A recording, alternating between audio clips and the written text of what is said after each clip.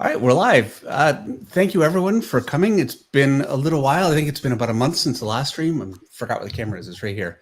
Apologize for half of my studio to be totally dark, but it's been busy times around here. So, but yeah, I'm excited to get back into doing some more regular streams, and I feel like we're starting really with the best stream I could possibly imagine. This is an artist that I talked to in New York last year and asked him if he'd in any way consider coming on to the show and showing us some of his techniques and talk to him about some of his philosophy behind his work. And he agreed to do it, but you never know. And so I was so excited when we got a confirmation, and I am very, very excited to announce an incredible artist. He's worked for Marvel and DC Comics, among many others. He's drawn, X-Men and Batman and everything, all the same stuff that I've done all that stuff too. But incredibly well. He's one of the most popular artists in comics. He also does a lot of video game work. He does beautiful black and white work and also beautiful color work and Copic marker rendering, which is what we're going to be working on tonight. So I'm very, very excited to introduce Jorge with us tonight. And so here we go. I'm the worst for this. I apologize, guys. There we go. We have Jorge Molina with us tonight. Hello, everyone. Thank you very much for that epic intro, David.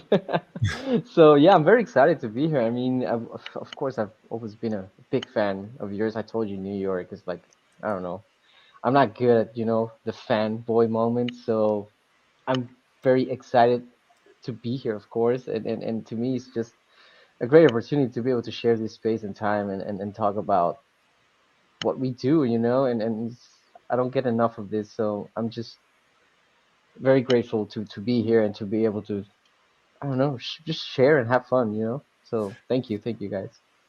Yeah, well, thank you again. I've been reading the chat. What we've been waiting just about 30 minutes beforehand. We always do to make sure that everything's running smoothly. Everything went great right away. So I've been reading what you guys have been saying this whole time, and it sounds like everybody is very, very excited to see you work and very excited about seeing your Copic marker process. I can see. Let me focus on this right now.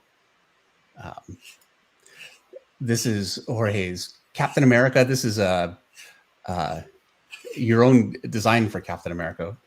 Yeah, was actually a commission from New York when I met you, actually, that I still have to finish. So I have like a couple of commissions left, and I think this was a great opportunity just to finish this one up. So yeah, I like to do my own take whenever I get a chance on the characters, especially on the characters that you can have that fun, like Batman and Captain America, are always characters that you can manipulate and edit their outfits. They're easy to get away with that.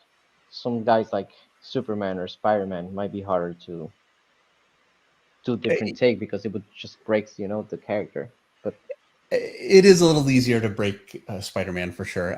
So when I saw this picture, I really wanted to do my own kind of a mashup character also. So this is mine. Let me show you guys this really quickly. So this is my Moon Knight with Punisher. Two of my favorite characters. So yeah, anyway, I'm really excited about taking this one a little bit further. And we also have Erick's. Erick did a Scarlet Spider. Yeah, I was thinking of doing more of a redesign, but he ended up being just what he normally is. So I'm just going to go for it. It's awesome. Moon Punisher says story by osmosis. Yeah, there you go. So let me, so yeah, we're going to go ahead and focus on Jorge's picture here so we can get started. We'll be following on. For those of you that have watched some of these streams before, basically the format that we always use is we focus on our guests' art because that's what we're all here to see. And that's what I'm here to see too, is Jorge work and see his process and follow him along and see what I can pick up. And I know Erick is right with me there. Hopefully some of you guys watching have pictures that you're also working on so you can follow along. I think that's the best way to get something out of this. And if you're watching at a later time, so you're not watching us live, I really, really recommend stopping, getting a picture ready to go, and doing this, because just watching, you don't pick things up anywhere near as much. You really don't pick things up. It's entertaining, but you'll get something out of it trying it. So I really recommend doing that. We have a super chat from Tomic Art for $5, and he says, I remember Jorge at New York City. I was a 17-year-old kid just walking around with work. Didn't know how. I didn't know who you were. It's skipping here, but I'm glad I know you're working now. Amazing work. Tomic has been with us for the whole time I've had the channel here, and his work has improved leaps and bounds in that time. So, yeah, thank you very much. And we also got earlier on, and it went by. I was doing my intro, so I don't want to miss it. We have a super chat from Greg L. Static Art. Great to see you here, Greg. And he says, great to be on a Finch stream again. Yeah, well, it's great to be here with you guys again. It's been too long. I have to admit, I'm nervous with this one. I'm always nervous when we have a guest that I'm like really, really. I'm the one who should be nervous, not you. So yeah, when you're ready. All right, let's do this then. All right. Okay. So what are you starting with? Usually the way I approach this is, as I mentioned you before, and I guess it's a good time to mention it. The range I use for my Copics are usually from 0 to 10. So, but I skip and I use multiples of 2. So I start with 0, then jump to 2, then jump to 4, 6, 8, and 10. Now, why 0? Because I would think I've never used it, and I would think it wouldn't do anything. Yeah, to me, it gives that subtle, especially for flesh tones. It gives me that subtle mid-tone that I don't know. I feel like I can notice whenever I use it and I don't. Okay. And since I'm not using number 1, I think this is the good way to start.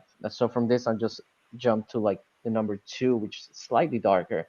But if I go over with the number 0, I can maybe reach that number 1 tone sometimes. So it's very subtle. I don't use it a lot. I probably will be only using it for Captain's face Okay. and maybe the ear.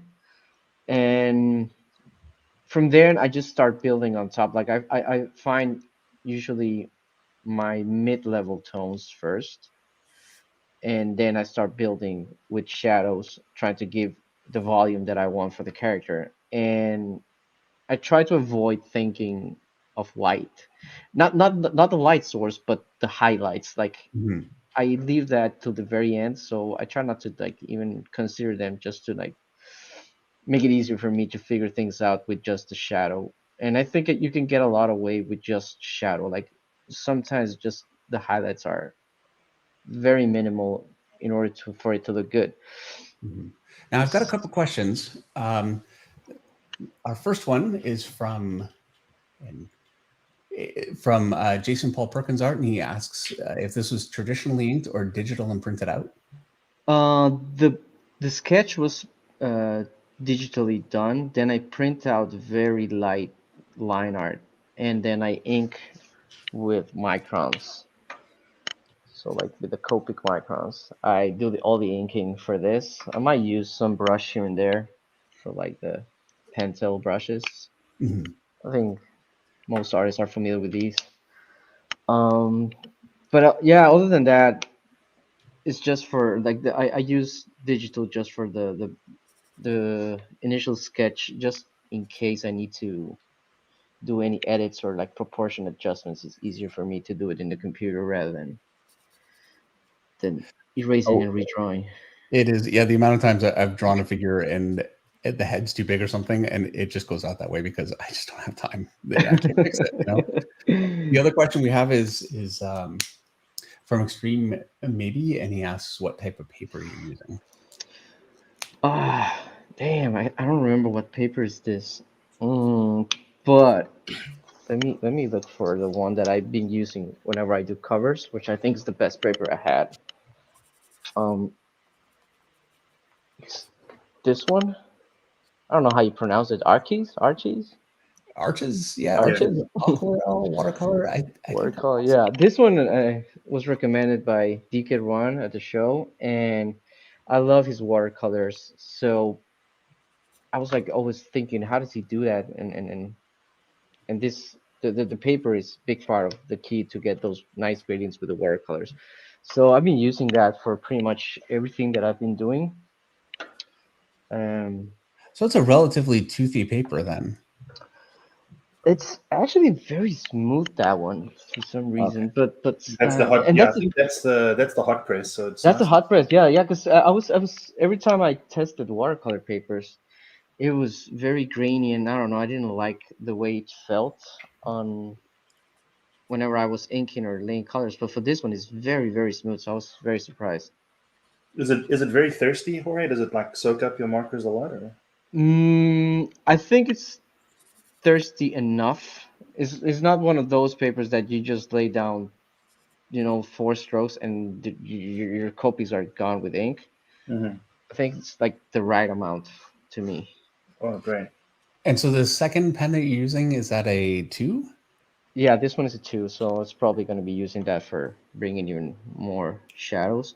One thing that I always aware of is just like trying to let the ink dry a little bit, because if I lay down my number 2 right now, it's gonna spread a lot. So I give it time to like just so it dries, and whenever I lay my shadows, they're more consistent and firm, I guess. All right. So I've got my 1 or 0 right now, and I'm going over the whole picture. When I get a tool in my hand, whatever it is, it's so hard for me to move on.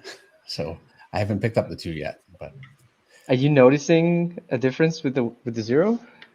yeah, I am actually. I thought because it's 0, I figured, well, it won't do anything, but You can get a little bit of volume without. yeah. Yeah, I can see how this would bring just a little subtlety to it that wouldn't be there otherwise.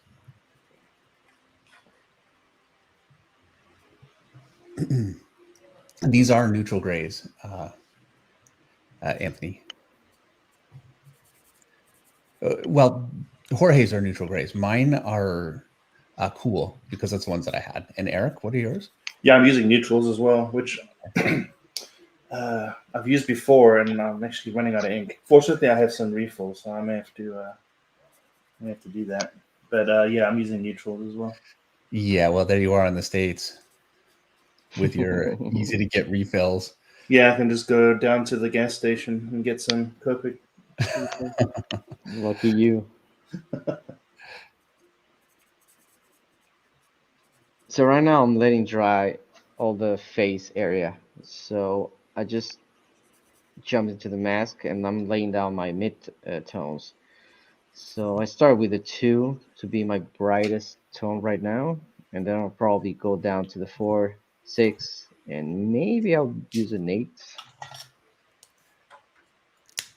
And between your black and your 8, do you find that there's a noticeable shift, or is that something that I don't, but whenever I do, I just go over with the Prismacolor, the black Prismacolor, and fill those gaps if I feel like it, I need to. But it's rare. So, Dave, just a heads up. Mhm. I went over some of the shadow over the mullet, over the tombow, and it's picking it up. Yeah, mine too. Yeah. Yeah, well, yeah. This is not my first rodeo of having that happen, but I kind of know that it happens, so I try to go crossway. Basically, if I have a dark shape, I'm trying to go along it instead of against it, and then it kind of blends, and it's all right. Yeah, it kind of bit me here, but Chris Brooks has a super chat for $10. Thank you very much. He says, "Hey Jorge, love your work, and I'm excited to watch your process here. It looks amazing already. It really does. Thanks for the stream, and thank you, Dave. I have missed these. Yeah, thank you very much. Really appreciate it. Thank you very much. Too kind. That's one thing. I love doing these streams. They're great for me, and these kinds of streams, especially where I'm really kind of learning something as I go. But yeah, our audience is so good here, and it's mostly professional artists or aspiring professional artists, and so it's always a really intelligent list of questions that we get, which is great.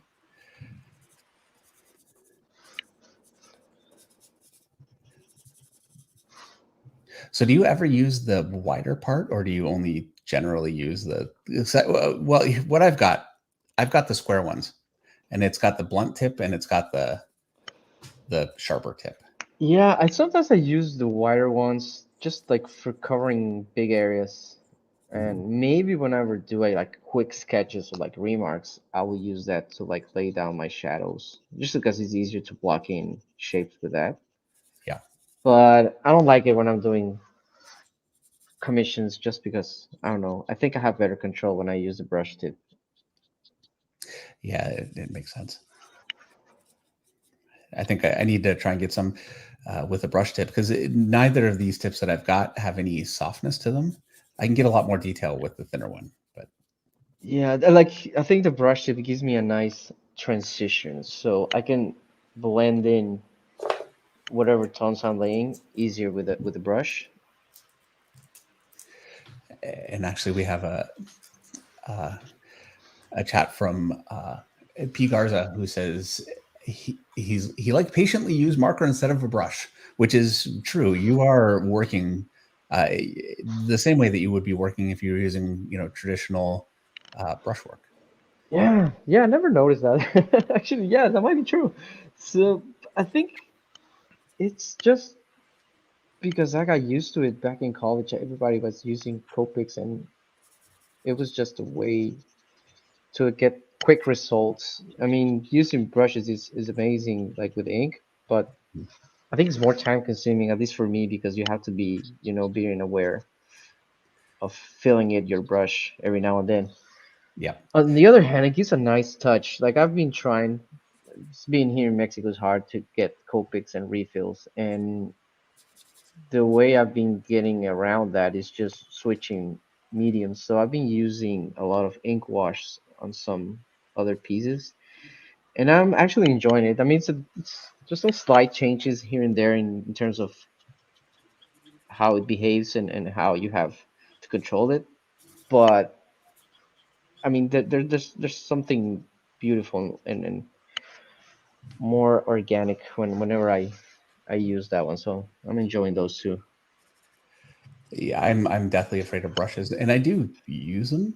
But we were talking about the painting process that Eric and I have been using lately, and there's definitely brushwork involved, but there are other things too. We're going to actually be doing a stream about that. We've been talking about it. We're going to do that, right, Eric? Yes. Oh, yeah. Okay. So we'll show you guys what I mean.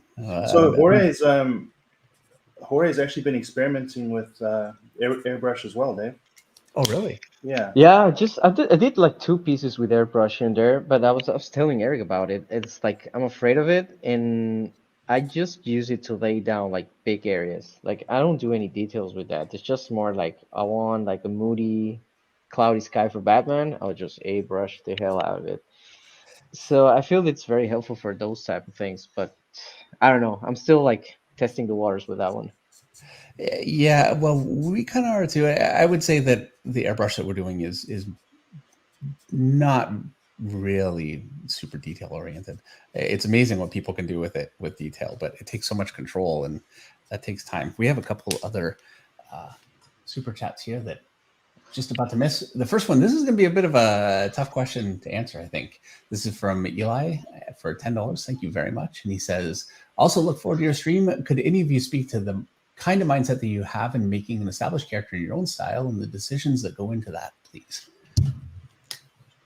I mean, to me, it's about designing an outfit that if I ever see this in a video game or in the movie, I'll be like, wow, that's a cool design. That's a cool take and something different it's not necessarily something that I've never seen, but something that I feel attracted to. Like if I ever see a toy figure with the character with that design, I'll be like, okay, I want that, you know? So at the end, that's I guess the thought behind whenever I do my own take on a character. It's like the DLC that you would want to buy. Exactly. Yeah. Yeah, my son is playing the Spider-Man game. He's dying for the next one, and he's got all of the DLC costumes and all the stuff you can open in the game, and They have amazing the actual stuff. game. So Yeah, that game is amazing. I love it. Yeah, it is great. We were talking about that earlier too, and unfortunately, I'm terrible at it. It is a great game. I'm so bad at it. We also have a chat from Allison McGlone. Great to see you here, Allison, for $5, and she says, "How much do I need to get started with Copics? Any advice on starting a starting point with what to buy?" There is a set of Copics that has exactly this same range that I'm using, and I think that's where my idea came from because I saw it in the store, and they sell the bundles from 0, 2, 4, 6, 8, and 10. And that's when I thought, like, if they're selling it, it means because it works. So I bought that bundle, and actually I never moved away from that because I just don't think you need those in between tones anymore. So I would recommend just testing that bundle out. I'm not sure if you could get it in Amazon, but probably. If she's in the States, you can go to like Michael's or Hobby Lobby. They have those sets that you're mentioning. Yeah. Yeah, and for those of us not in the States, it's tougher. Yeah, it's a little bit tricky. Places, I think you said Jet Pens. I believe they have it. And they are great. If we're not sponsored by Jet Pens, just for the record, but I get a lot of stuff from them because they have so much stuff and they're very, very quick. There's another one, Dick Blick. Is that that's a store, right? Yeah, Dick Blick, I think Jerry's Artorama. Yeah, that one I've ordered from that one from time to time, and they have pretty good stuff. Yeah.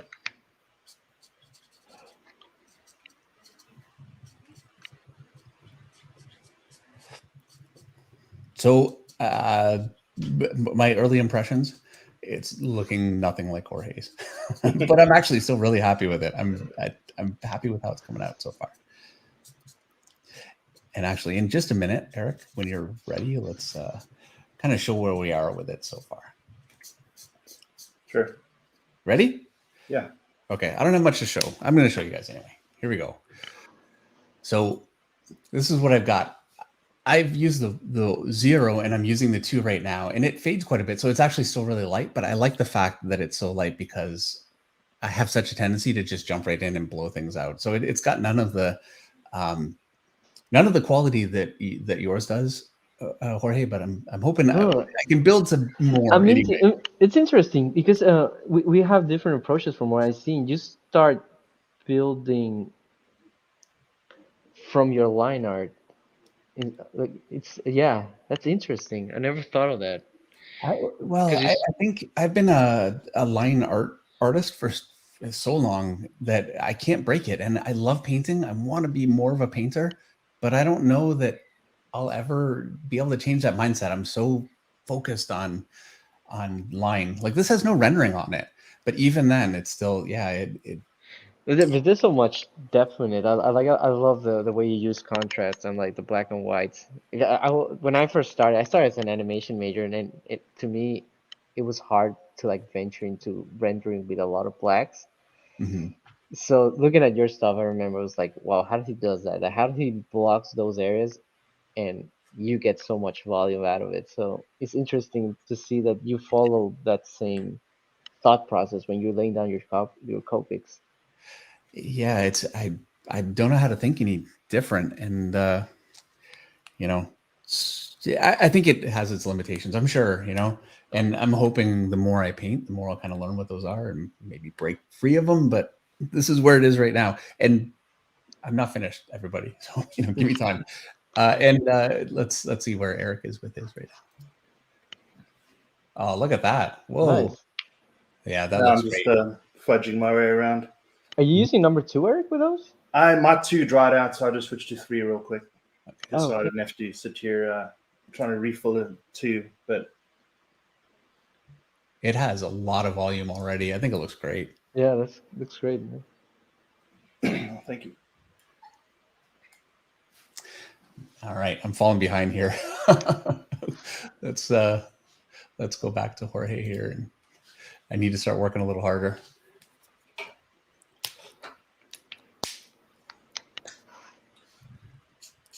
So for those who checked the pin message, Jorge has a book, The Art of Jorge Molina, and it would be great if if you're so inclined to back that book.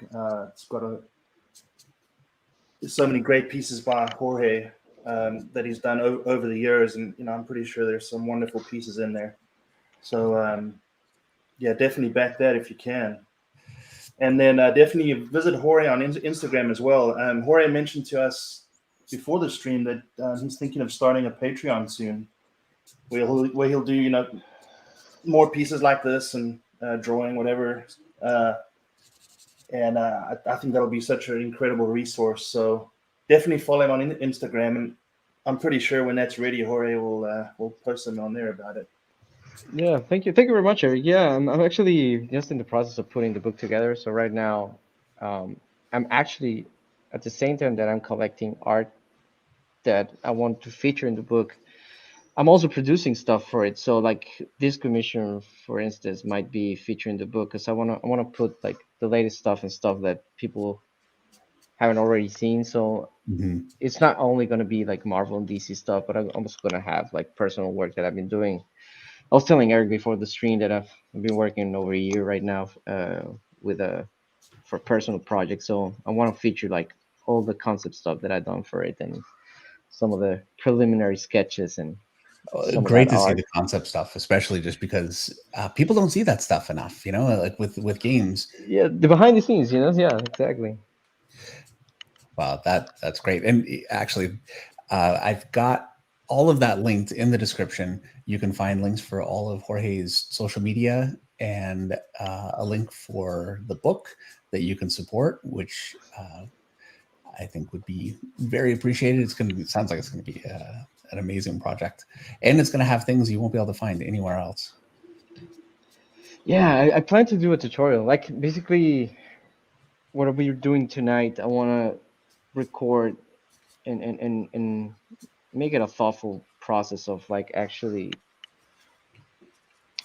documenting the not only the materials that I use, but also what's the thought behind those, like why I use what I use and when I use it, because it happens to me a lot, and I'm pretty sure a lot of artists too. Like whenever an artist says, "Hey, for example, these are my digital brushes that I use for painting," and you see these paintings and it looks amazing. But whenever you get the brushes, it's like I don't know how to use this. Like I know that he does amazing stuff, but how do you transition from using the material to like actually how do you use them? Well, So and I've seen this online so many times where you ask a question like that online and people say, "Oh, it's not the tools, it's the artist." And I'm like, I know it's the artist, but it's not just the artist, it's the knowledge of how to use. So there's just so many little things that you can hang up on that knowing what paper to use, knowing all of the little techniques makes such a big difference. yeah, exactly. It does make a difference. I know people. I know what you're saying. Like people say, it's like, oh, it doesn't matter. Like whatever paper the artist uses is gonna do a masterpiece. It's like, I mean, yeah, of course, there's artists that can get away with that, but those little details, the technique, the materials, all that makes a difference in the end too. It does. We have a super chat.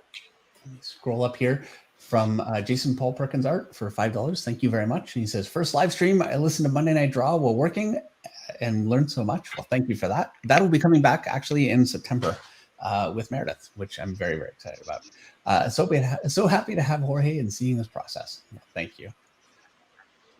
Oh yeah, by the way, Monday Night Draw will be coming back every Monday in September, and we'll be doing September to December. That was my compromise with Meredith, who is, for those of you that watch the Monday Night Draw, she's always very tired because she's up early with the horses, and so I managed to get her to agree to that. I said, you know what? I help with the horses. You should, be willing to not sleep at least a little bit. So she's coming back. I'm very excited. Is that like a drawing session you do every Monday? Yeah, so that one is just me drawing whatever picture, and Meredith giving me a hard time for 2 hours, basically, is the format.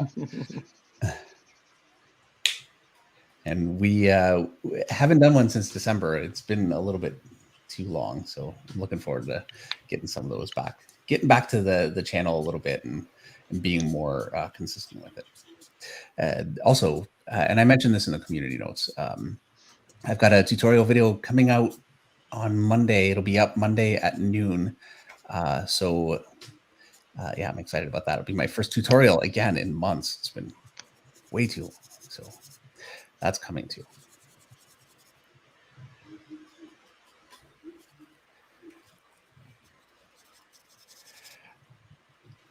I feel like I've completely lost the plot, and I'm just starting to broadly kind of fill in areas and hoping for the best a little bit. Well, the nice thing, Dave, is we can we can always pull out the the Prismacolors if we have to. So yeah, I think. But you know what? I think I've really considered approach like what you have there, where everything is just looking so incredible, piece by piece. There is a knowledge level and skill level that goes into that. For me, right now, it's much more just kind of throwing stuff at the wall a little bit. I feel like this a lot painting, just because I don't really know what I'm doing, and so I find this with drawing. When I didn't really know how to draw well, I was much faster. And the more I learned, I actually got slower, because then you learn the things that you can do to make it better, Do you feel like you question yourself more the more you know? Oh, absolutely. Yeah. Yeah. Right. Yeah, like that happens to me too. Exactly. Yeah. The more I know, and the more I get exposed to other artists too. Like it's always an artist will come along and I'm just blown away, and it's humbling. And then you kind of assimilate it, and yeah, that artist is out there, and you learn to accept that they're killing you with their work. And then another one comes along, and it's tough. When you're working professionally, you really are competing directly with the very best in the world, and it can be daunting. I mean, that's what makes it fun, but it's tough on the ego at times. Yeah, I mean, that is true. Like lately, I've been seeing this rise of incredible artists out there, and they do like not only incredible art, but the way they're so prolific, and like they produce so much with so much quality so often, that I always wonder is like, am I able to keep up with that pace? Yeah, well, it takes a drive, and I think I want to say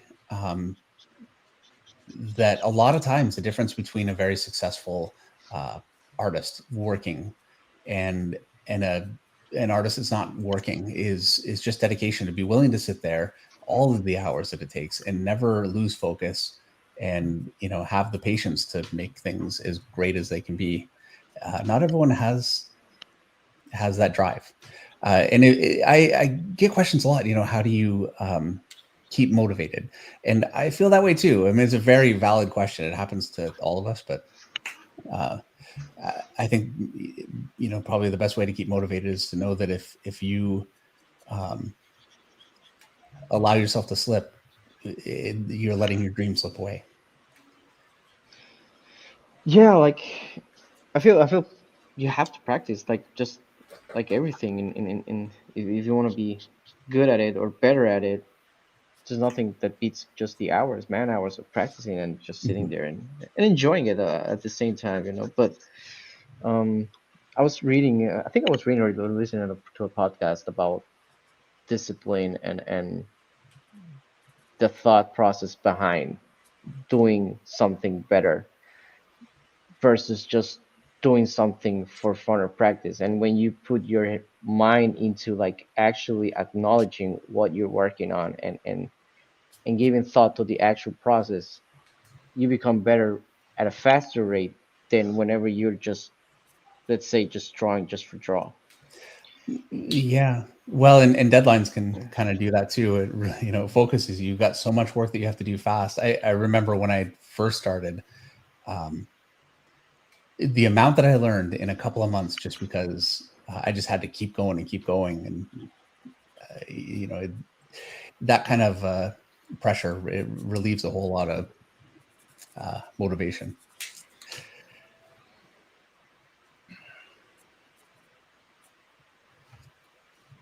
So I've switched now, and I'm using C4. And yeah, again, I'm really going from I'm using one marker all the way through and then another, and but I'm finding I've got some borders between the markers. Is there a way to make that smoother? Kind of like almost like checker marks everywhere. Well, where I've got a 4 on top of a 2, and I can see a fairly well delineated. Yeah. What I usually do is just like go over with the 2 over and over and over, so it gets wet again, so you're able to like blend that in. I don't know if that if that makes sense, but I think that's the way I fake it. Do you go like a value down and then you start you go over the darker value, right? Yeah, I go over and over, and whenever I go over and over with the same number, it tends to get slightly darker. So like those little slights of darker, they matter. Like I see a difference when I do that. All right.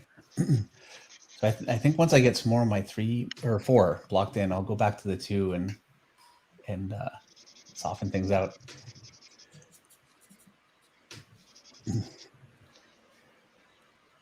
I apologize, everybody. I'm falling behind on the chat just a little bit because I'm trying to keep up here. So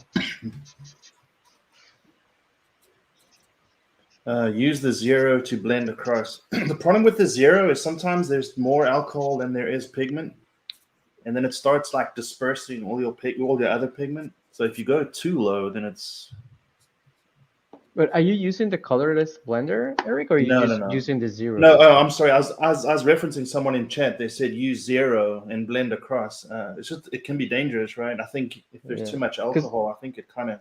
Because to me, it's like I have 2 zeros, but one 0 is just a regular neutral tone, and then the other 0 is the. I think I'm not sure what's in this thing, but it smells like chemicals. It's a colorless blender, which is very useful when you're doing like smoke Yeah. and that type of thing. I mean, they say it's used to blend tones, but I feel it doesn't work as well to blend tones, but Yeah. more like give that hazy effect on things.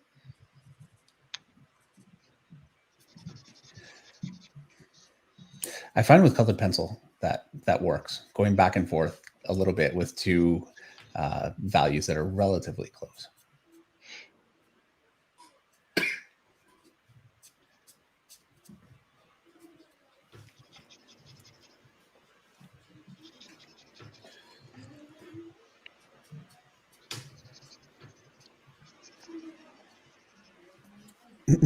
And thank you very much, Music Me. It's great to have you here. Yeah, what's amazing to me is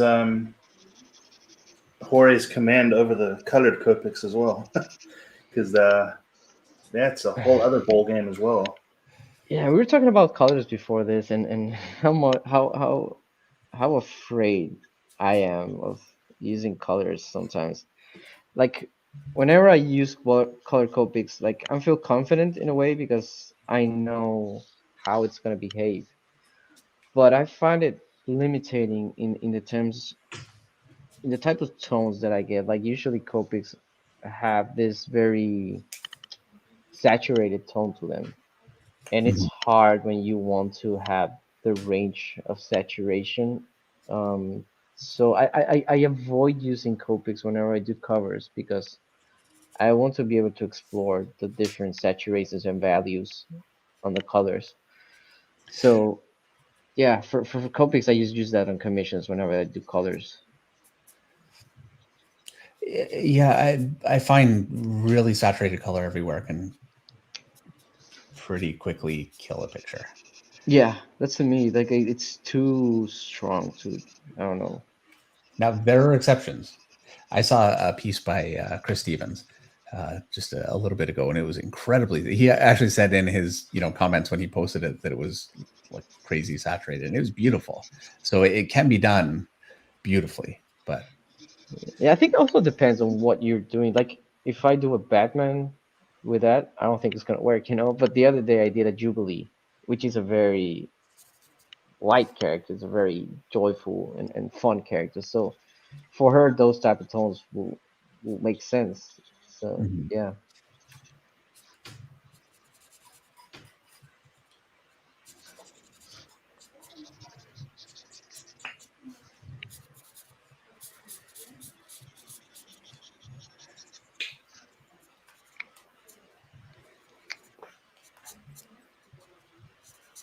So how's it coming, Eric? Are you feeling like a mad rush, or is it flowing? I'm just, I just feel like a madman. I'm just all over the place. Yeah, so am I. Yeah, not much rhyme or reason. I'm just trying to move the marker. Well, and when I said earlier, you get so much more out of this by following along. You really do. And for the same reason, I feel like I'm struggling a little bit, but watching a true master do something, you can learn so much, but it can be a little bit deceptive too, because Jorge has such a command over this stuff. I think it's really informative just to give it a try yourself, just to see how much you have to work on to get to that point. Yeah, I guess the great thing about this is that it's been recorded, so you can watch this over and over, right? And absolutely. Yeah. that's amazing. Yeah, these are all available for free, so I definitely recommend watching it many times. I mean, I do anyway, but you know, it's also kind of nice for me when they get a lot of views.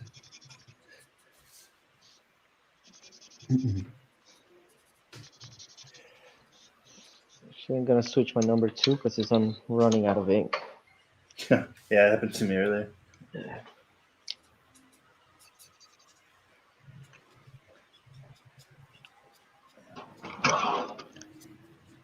I honestly, Eric had an idea that he was going to be slower with it because it's so perfect. Yeah, it's amazing. He's going so fast with it.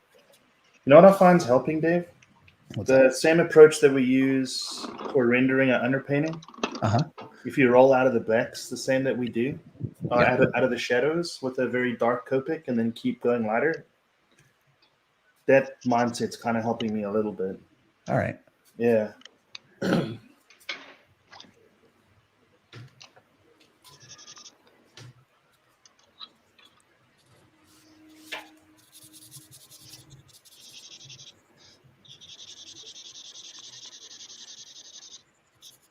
It's always hard for me to leave white of the paper open. It's just so hard. Yeah, that's why I always think of like avoiding thinking of white, because it gets too overwhelming if I have to process all that, like leaving the whites and then knowing where I'm gonna lay my shadows. Yeah. So I just go and just lay a whole flat tone for the area that I'm gonna be doing, and I'll figure out how to raise lights on top of that flat tone.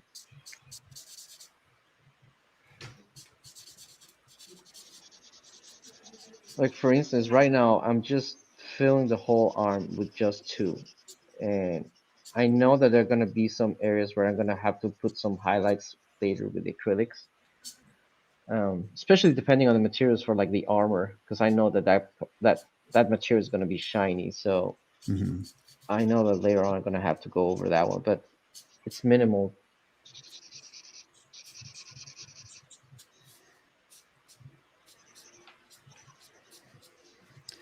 So I'm going back over with my 2 again, and I am finding it's really bringing things together quite a bit.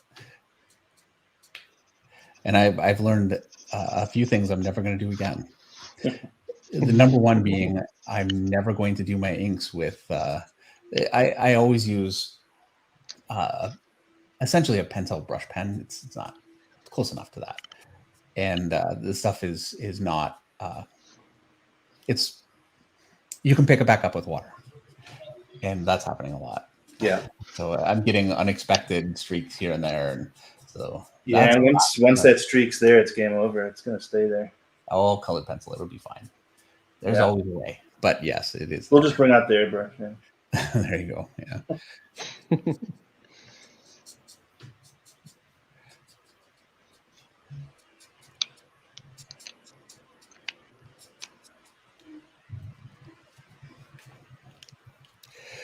Red Hood Reviews says start using cheaper markers to get started. How do you feel about that? Do you think it's a good advice, or do you think it's maybe better to work with? I don't know. Like, I'm gonna be honest. Like, I never tried anything rather than Copics. I tried the touch ones, which are pretty good too. I don't know if you try those. No. Yeah, those are good. I know Humberto Ramos uses them at the shows, so the touch ones are good. But I never tested anything other than those. Well, if Umberto's using them, they can't be too bad. Yeah, exactly. I always have a philosophy, I guess, of I feel like I want to at least eliminate the quality of the materials that I'm using as a variable. So when it's not working, I can't say, oh, well, if I had better stuff.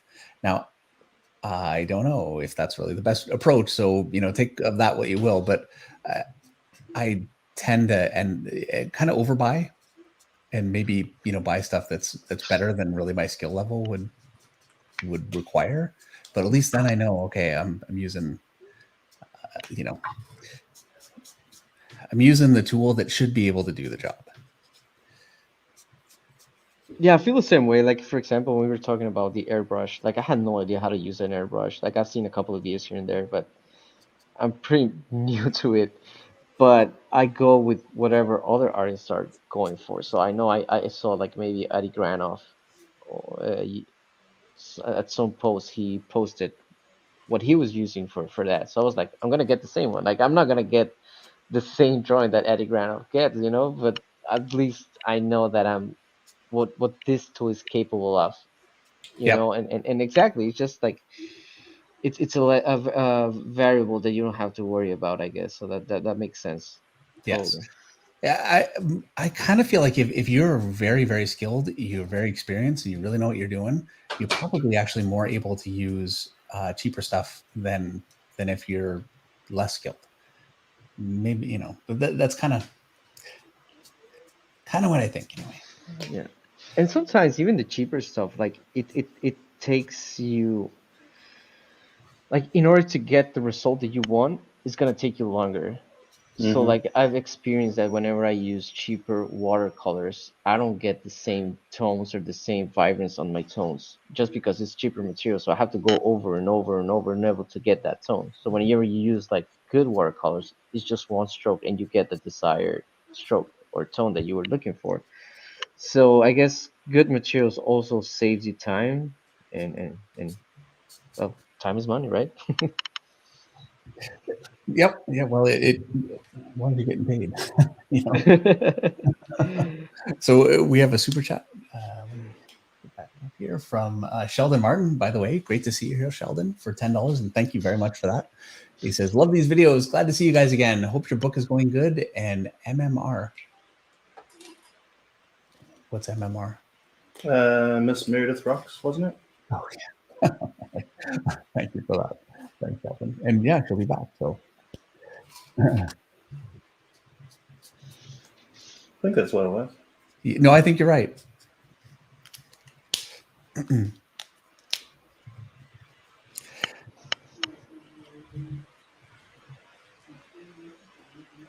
And when we do have Meredith back, which I'm very much looking forward to, Eric and I will still be doing our streams also.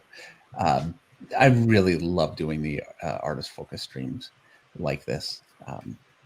No matter how much I struggle, yeah, it's just I get so much out of these. It's always very worth it. So we'll be doing these also.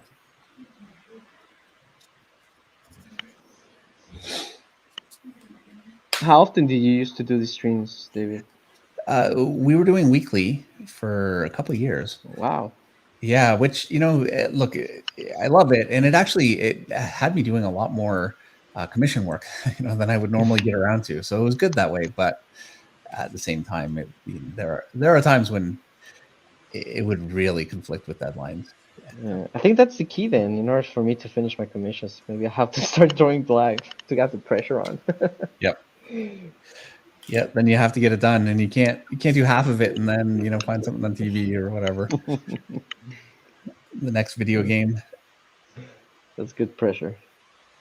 So, what would you say is the biggest difference between working in comics and working in video games?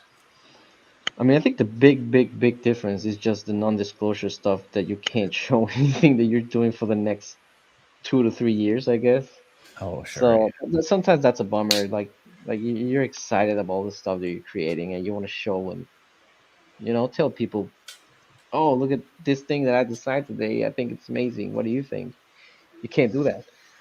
But on the other hand, I feel it taps more into the creativity in comics.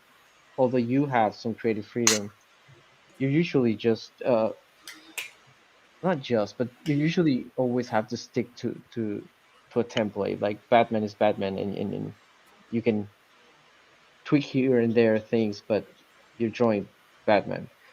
Yeah. In video games, it's like you're creating a new Batman entirely, and not even a Batman. Like you're just a completely new character. So I like that challenge of like this is the character, these are the limitations, these are the qualities, and just go for it. Do something that fits the description of the character, and I think that's something gratifying when you put the hours and be like, man, like I'm happy with this.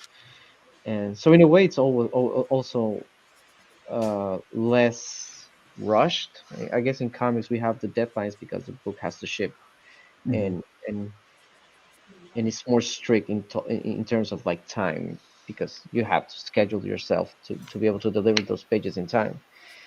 In video games, it's like usually the position of an artist takes place in the pre-production stages, so there is not that looming deadline behind you. You have time to like explore and really give meaning and thought to whatever you're creating. So I think those are the key differences for me. I would have to imagine that all of your time in comics has made you quite a bit quicker than a lot of people in games. I don't know. That's the other thing. Like I'm not aware of what the time is, so I usually overcompensate and try to like deliver as much work as I can, just because I think I might be slower. Um, but I don't know. Like the directors seem to be happy, and hopefully I'm doing a good job and I'm delivering things on a timely manner. Oh, I'm sure. Yeah, you're working faster than anybody, and they're not going to tell you that because they're just really. Yeah, it's one of the question marks. It's like, am I fast enough? I don't know.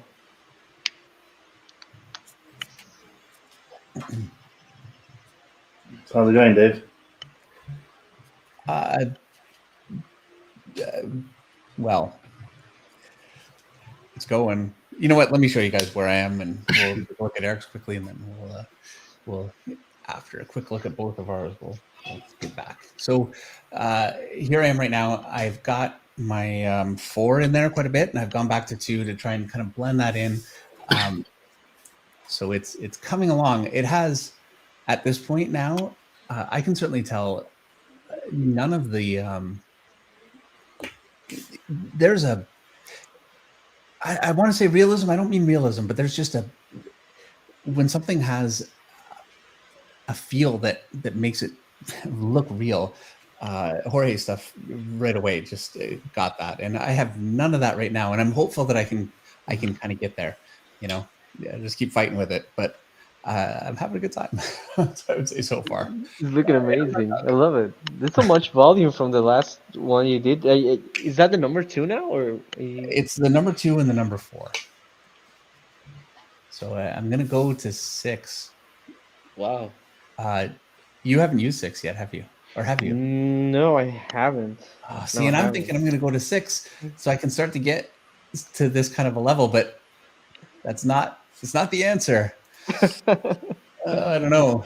Yeah, I think, you know what, I'll try and keep working with the 4 a little bit and keep layering and see if I can make it a little more subtle. It's really lacking that kind of subtle, the transitions. All right, let's take a look where Eric is. I'm blowing a lot of my values away so I can come back with colored pencil. So I'm kind of pushing it a bit more than I would like. But That's neat. There's a lot of volume in that now. Yeah, really yeah, I've lost some of the form I had, but I'm just trying to get I'm finding trying to get to a good base tone is hard.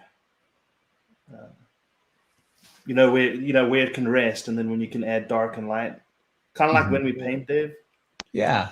I'm kind of losing that.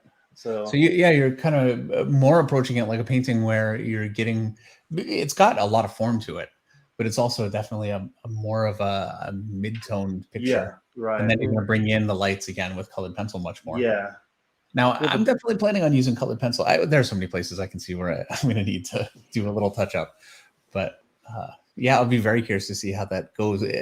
Hopefully, we're at 9:55 now. By the way, we have 2 hours, unless Jorge finishes even quicker, which is looking like it could happen so fast. I, I don't But know. so we'll see where we can get with that, and we will post our finished pictures one way or the other. Certainly I figure by tomorrow. So I think it's looking great so far. All right, here we go.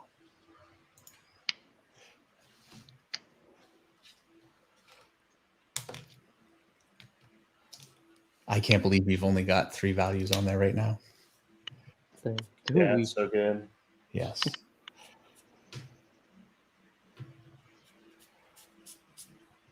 I feel ashamed. Truthfully, not really. This is this is about the most I've been able to do with Copics any time before, and I'm actually. It looks nothing like yours. What's the I'm actually very the happy. material that you feel most comfortable with, David? Usually, Most comfortable with, I would say, is pencil, just because I've done it for so many years, and then pen and ink. pen and ink. And with painting, like Eric is doing with his, where he's really establishing a mid-tone, that is a comfort zone for me too, where I can come in and sculpt a lot of the lights. So I think that there's a level of mastery that you need to have to do what you're doing. We had Jeffrey Watts just about a month ago, maybe 2 months ago. We did Conan, and he did his in gouache, which is a very difficult medium. Yeah. And trying to follow along, he had so much command of he's tile painting essentially, and every tile that he put down was just perfect and really delineated, and it just is like it formed this whole that was incredible. And that's years of practice and skill that goes into that. It's not something you can fake, So the fact that I can't do what you're doing right now, and this is where, for those of you guys watching, I think you can get so much from this, but you also have to be willing to forgive yourself for not being able to just do what Jorge is doing right now. This is not how any of this works. Yeah, I think for me, this is the medium that I feel most comfortable with. Like whenever there's something immediate that is needed, I will jump into this process just because that's where I feel at home at. For like example, you're saying you feel comfortable with pencils and inks, and to me, I never felt comfortable with my inks, never ever, and that's one of the reasons why I tend not to do interior art anymore because I'm limited to that just ink, and I just feel uncomfortable with my work whenever I see it just with ink. So to me, using this Copics, it was a way to like even that out, to like fill that thing that was missing from my ink work, and I feel it's still missing in a lot of ways. Yeah, I've seen quite a bit of it, and I want to disagree, and I do disagree, but it's different when you're looking at your own work, and you know what your goals are with it. So I respect that, but I think that the ink work that I've seen from you it's beautiful. And I mean, this picture, you guys all watching have all seen what this looked like when we started. It was already, and that was just ink. It was incredible. I think. Thank you. You're too kind, man. I think it could have been finished then, and the person buying that commission would have still been thrilled. So. Yeah, I think that's one of the insecurities of like trying to compensate and be like, this doesn't look good. I have to put the copies in there because it looks too flat, and I don't know. It's just that those are the things that goes into my head, or it went into my head, and that's why I decided to pick up the Copics, and it was a way to like, justify whatever the client was paying me for, and because I always thought that my inks were just not good enough. It was like I have to give that special something so that they get their money's worth in a way, I guess. Well, one thing about it is that what you can do with Copics is is a very, very uncommon skill. So you're bringing to your work something that really nobody else can do. So while the inks I think are beautiful, and I don't think they need anything on top of them, it is bringing something else to it that you know.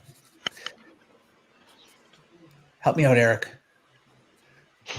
Eric's concentrating on his picture. Yeah, I got my tongue sticking out. This happens to me all the time because I'm drawing and talking. I'm talking and I just trail off because I'm trying to draw my picture too. Is it easy for you, David, to like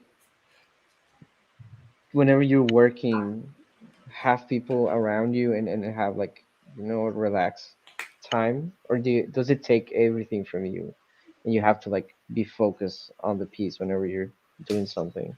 I work so much better when I can just focus and everything's quiet. Well, not quiet. I always have something on TV or whatever. Well, YouTube nowadays, but yeah, I really enjoy this a lot, but it's an added challenge for sure. Not so much when I'm just doing like a commission, just of my own kind of work, like just black and white, but especially doing something like this where it's kind of uncharted waters. Always, every time I try this, is not my first time. I wish I could claim it was, but yeah, it's a little more stressful. I enjoy it, but it's a little tough.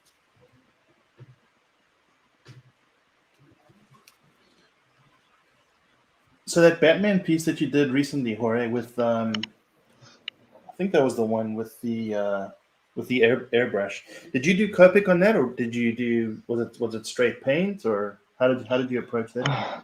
Is that the one with the red moon that you're talking about? Yes, yeah, I think so. Yeah. Yeah, that one was a mess. I think that's the most painful commission I've ever done. I did that with the pencils digitally. I printed that out, and that was for a show, I think in Chicago.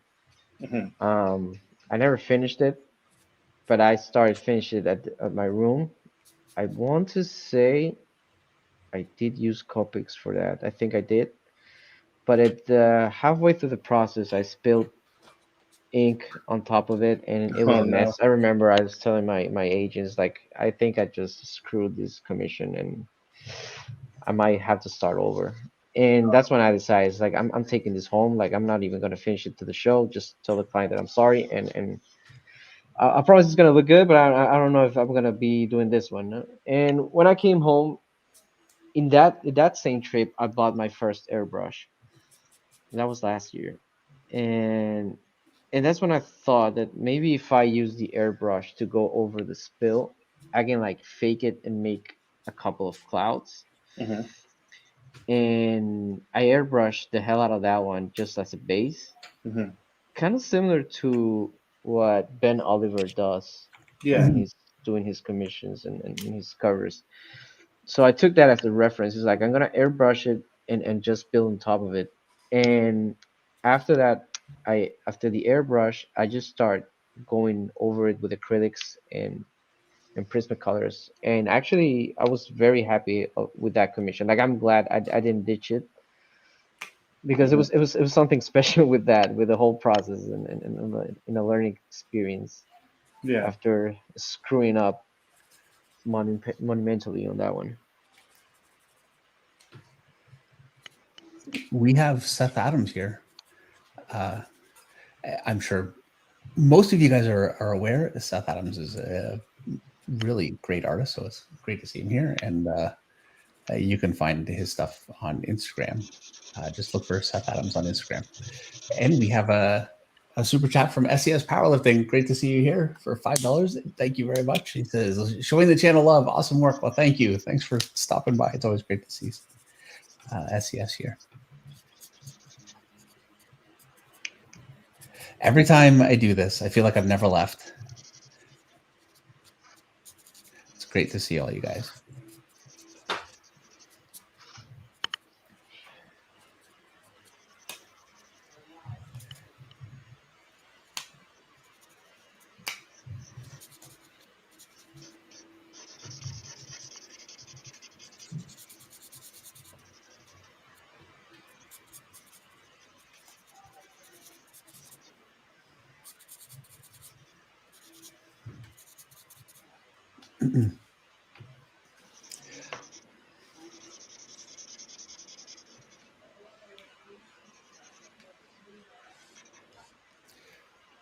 Sergio B says, "Hi, George and David." Sorry, Jorge. I'm reading it on the screen, literally. In order to be able to see you, a question for Jorge: how can I learn the perspective from your professional point of view? Greetings from Peru. Does he mean perspective as if background perspective or like characters perspective? I'm actually not sure if he means like linear perspective, that kind of thing, or if he means just more in depth knowledge into your process. Yeah, I mean, if we're talking just perspective as perspective, obviously knowing the basics really helps from like one vanishing points, two vanishing points, and three vanishing points, and how do you utilize them in a drawing. I will suggest that you don't have to master them, just understand how they work so that you can make it easier for you to whenever you use like maybe a 3D program, you know what you're doing with the perspective. So to me, it's become part of my workflow to use 3D so I don't have to hassle with the perspective whenever I do Gotham City. You know, it's easier for me just to like have the help of a 3D program. But knowing the essentials and the basics, it makes your work more consistent, especially when you're placing characters in that you have to know what you're doing whenever you do that. And I also use a lot of help from like photo bashing and using photo reference. I hate drawing's perspective, honestly. So whatever I can do to avoid actually doing lines and going over, I do it. Yeah, I can definitely understand that. I don't know. I do and don't enjoy perspective, and I do it traditionally, with perspective points in the whole thing. And I've seen artists like Greg Capullo who does traditional perspective, but he doesn't bother with the points or anything. He has such a knowledge of it. He just It makes freehands it. it. Wow. Yeah, and it's incredible, and I just don't have the head for that. I can't do it as much as I'd like to. Yeah, me neither. That's why I decided just like let's give this 3D thing a try because I'll blow my head off if I have to draw another car or motorcycle. It's just too much. Well, and this for me, I think is a real limitation of working on paper. Um, it's really difficult for me to use 3D models too much, just because then I need to lightbox them onto the page, which if you're doing the drawing digitally, you don't have to do that. And I've just never made the full transition that way. So What's your process, David, for like doing a cover or interior work? I do a thumbnail, and then You do I a actually thumbnail and traditionally. traditionally, yep. And Okay. then I scan it. I've got a huge monitor, and I just put my paper up onto the monitor and trace that, so I don't have to. One thing about a sketch is once you have everything placed well, I can eyeball it and put it on the page and recreate it. But I just find it so much faster just to quickly trace. It's just a really simple drawing at that point, but at least I've got all my proportions. I know the hands aren't falling off the page or that kind of thing. And then if it has perspective, I use a big long ruler and find the perspective points like an idiot because I cannot help it. I'm so OCD with it, and I do it, the full way. I have actually started cheating a little bit more, and I'll if a point's really far away, I'll kind of fake it a little bit, and I can never even tell the difference. And I still, the next picture, I end up having to find the point like an idiot. So Those obsessive things that kills us. yeah, well, and that's something that I've got some videos on how I do perspective on the channel, and I feel like I'm kind of doing a bit of a disservice because it's just not the way people work anymore.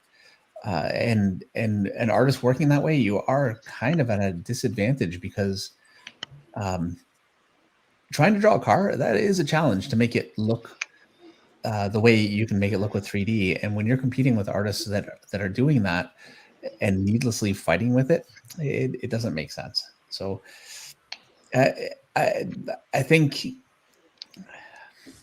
I would struggle to do a video that really shows how to properly use 3D because I just don't do it.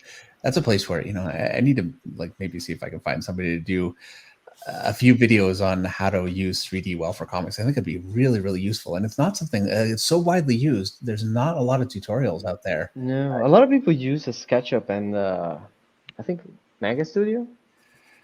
Yeah, no, I do use SketchUp. If I have to draw like the Avengers Tower has got like a rounded portion, that kind of thing, trying to draw anything round in perspective, it is such a challenge. It's a nightmare, yeah. Yeah. So I will break out SketchUp for that. And I use kind of simple primitives, but at least I get myself the perspective in. And then I have to go and trace all that out. And that's such a hassle, but still easier. So.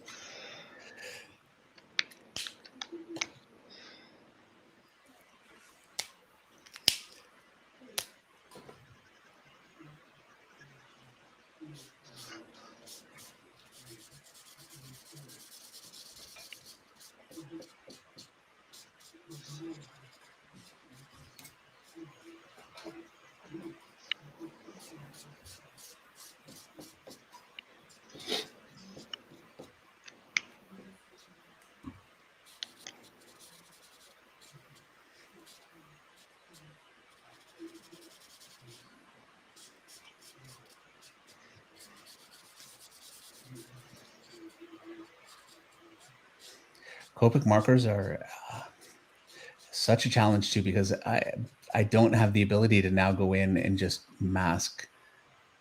I guess I do with colored pencil. I could do that later, and I'm going to have to. There's so many places that are going to need a lot of work. Pull out the colored pencil, Dave. I don't want to do. You know what? I want to go as far with this as I possibly can before I. Yeah, it's really helping here. That that like effect that you were getting with the hard lines with the marker. I feel like the pencil kind of blends those out as well. Is that something you think you're going to get to today? A little bit of pencil on there, I think. I think so. Yeah, I think probably in 10 minutes might be there. All right. Yeah, I know it's something I'd really like to see.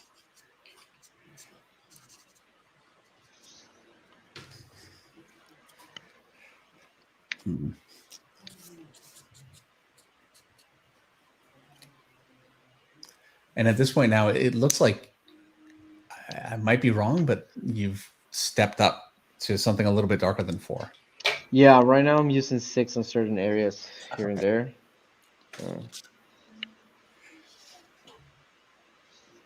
right, I'm going to go for it. I'm pulling out the 6. I'm hoping to solve all my problems. You know what's going to happen though, Jorge? I'm going to use this everywhere. Do it. Don't be afraid, man. Just lay it everywhere. I mean, this well, that's the thing. Punisher's all dark and Moon Knight's all white. So, what would it be? Would it be like a full Moon Knight outfit with just the black accents? I guess. I've got most of his costume is actually dark. The way that I'm approaching it, so I can actually get away with a lot of darker colors, I think. Or darker tones.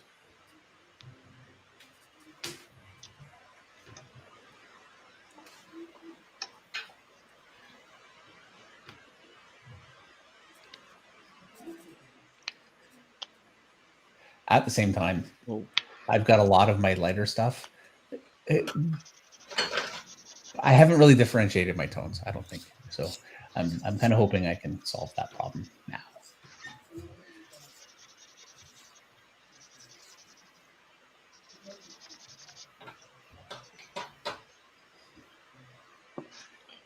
Are you doing New York this year, David? I will be, yeah. I'll be there. It's coming up in San Diego. Are you going to be in San Diego? I haven't done San Diego in so long. I think it's been, I don't know, 7 years probably. Last time I did San Diego. Well, I find San Diego, the only way to do it is you need to be going there with like an organization of some kind. If you go just on your own, the tables are Terrible. Yeah, that's why I stopped doing it, honestly. Yeah. This was because I was going on my own and the tables are just, I don't know. That's painful. Yeah, I stopped. I went last year. I was with Comic Sketch Art. This year, I'm with Essential Sequential, but they've got a booth and the whole setup there, so it's a lot more comfortable. It makes it doable.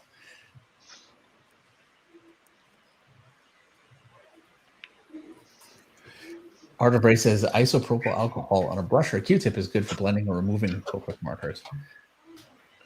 With alcohol, interesting. I've markered myself into a corner, so I'm gonna have to start using acrylic soon. Well, you could still use isopropyl alcohol. Apparently. No, you know what? I've heard something like that before. I think it's true. None of us are set up to do that, but I don't think that's wrong.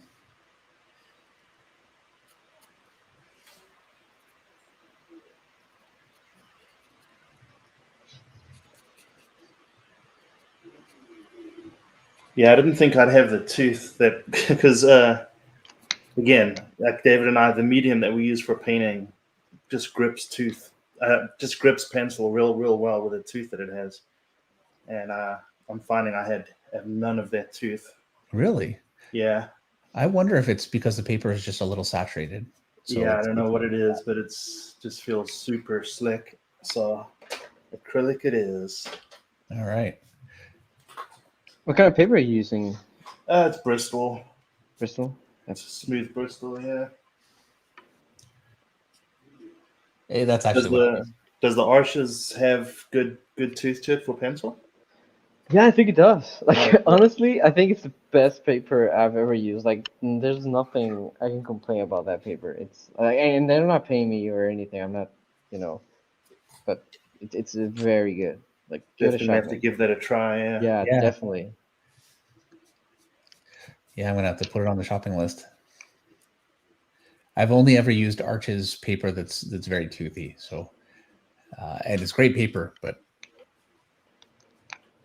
I guess I could always use Dr. Martens too.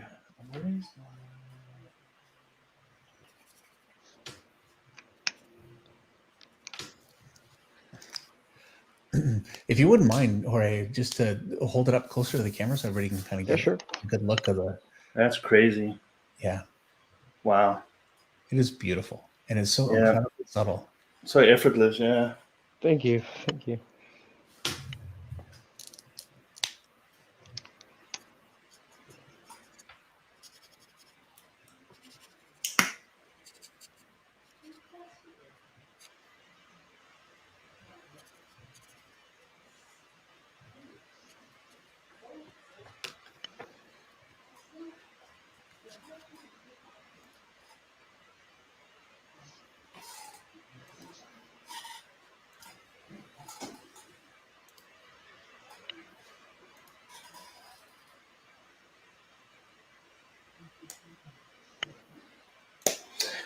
I got an even better idea. Oops.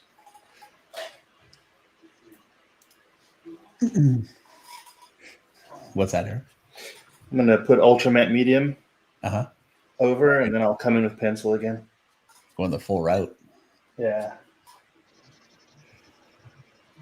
I'm really disobeying the process here, but my values got way out of control.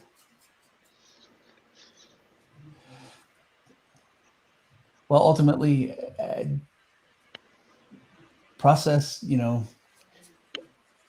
it only works until it doesn't work, and then whatever you need to do, Yeah. Yeah, we were talking about it. Like, we all have our plans until the plan doesn't work and you have Yeah. to improvise. So it always happens. Yeah, what is it? The saying is everybody's got a plan until they get punched Until in we the face. get punched in the face, yeah. Well, we get a lot of punches in the face when doing these things. Yeah. It definitely is like skydiving without a parachute sometimes. Yeah. That's what makes it fun, though, I guess. Yeah, because you start discovering things that you might never have tried consciously, but those discoveries can later be implemented into another workflow. So I think Mhm. that's the fun of it. Yeah, yeah, That's really what keeps this always so interesting for me is uh, it's amazing how much you can get out of every different experience with different mediums and different processes, even when they fail. Like Eric, you're, I don't mean to say that it's failing. I mean to say that, you're kind of bringing this into a different process to bring it together the way you want it. oh yeah, yeah. I have to. This is where Once the white of your paper's gone, uh, there's no coming back really. So I seem to remember Jorge saying something about that. yeah, Yeah, that's well, that's my thought process. Like I want to cover as much white so that I don't have like in almost any white, um, yeah, so that I can later just go on top of it and start bringing those white backing, I guess. I don't know if it's like a convenient way to do it because it would be easier and faster if you were thinking of leaving those white spots beforehand. But to me, it's like it's too much for my brain to process that. So I just go and cover everything or yeah, almost everything up. At least with not a mid-tone, but a lighter than white Yes, I or yeah, mean darker than white. at least a zero. yeah. Really, really makes a lot of sense.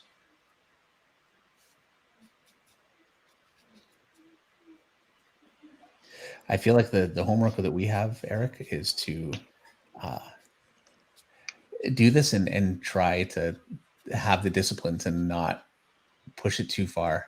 Yeah, yeah, Because when you brought yours close, especially, it's amazing to me how controlled your values are. yeah, yeah. Very economical in the approach. Yes. But that's, once you have something really, really mastered and you really understand what you're doing, it starts to get economical, and you're not wasting your time kind of going down dark alleys.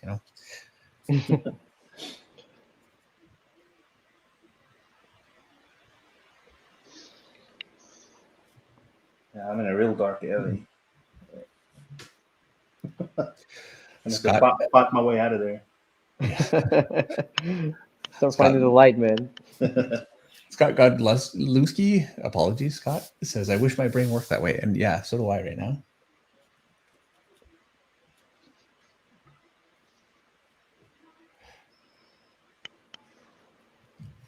Huh.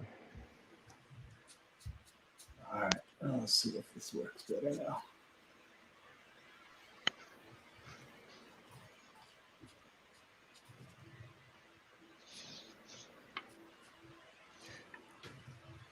I will say, I think for me, not going darker than 6 has been a real help, and I have been going over and over again with the same uh, thing, and it's I've gotten a lot out of that. I feel like so. Normally, by now, I would have used the full black for half of this, and it would have been a much darker hole.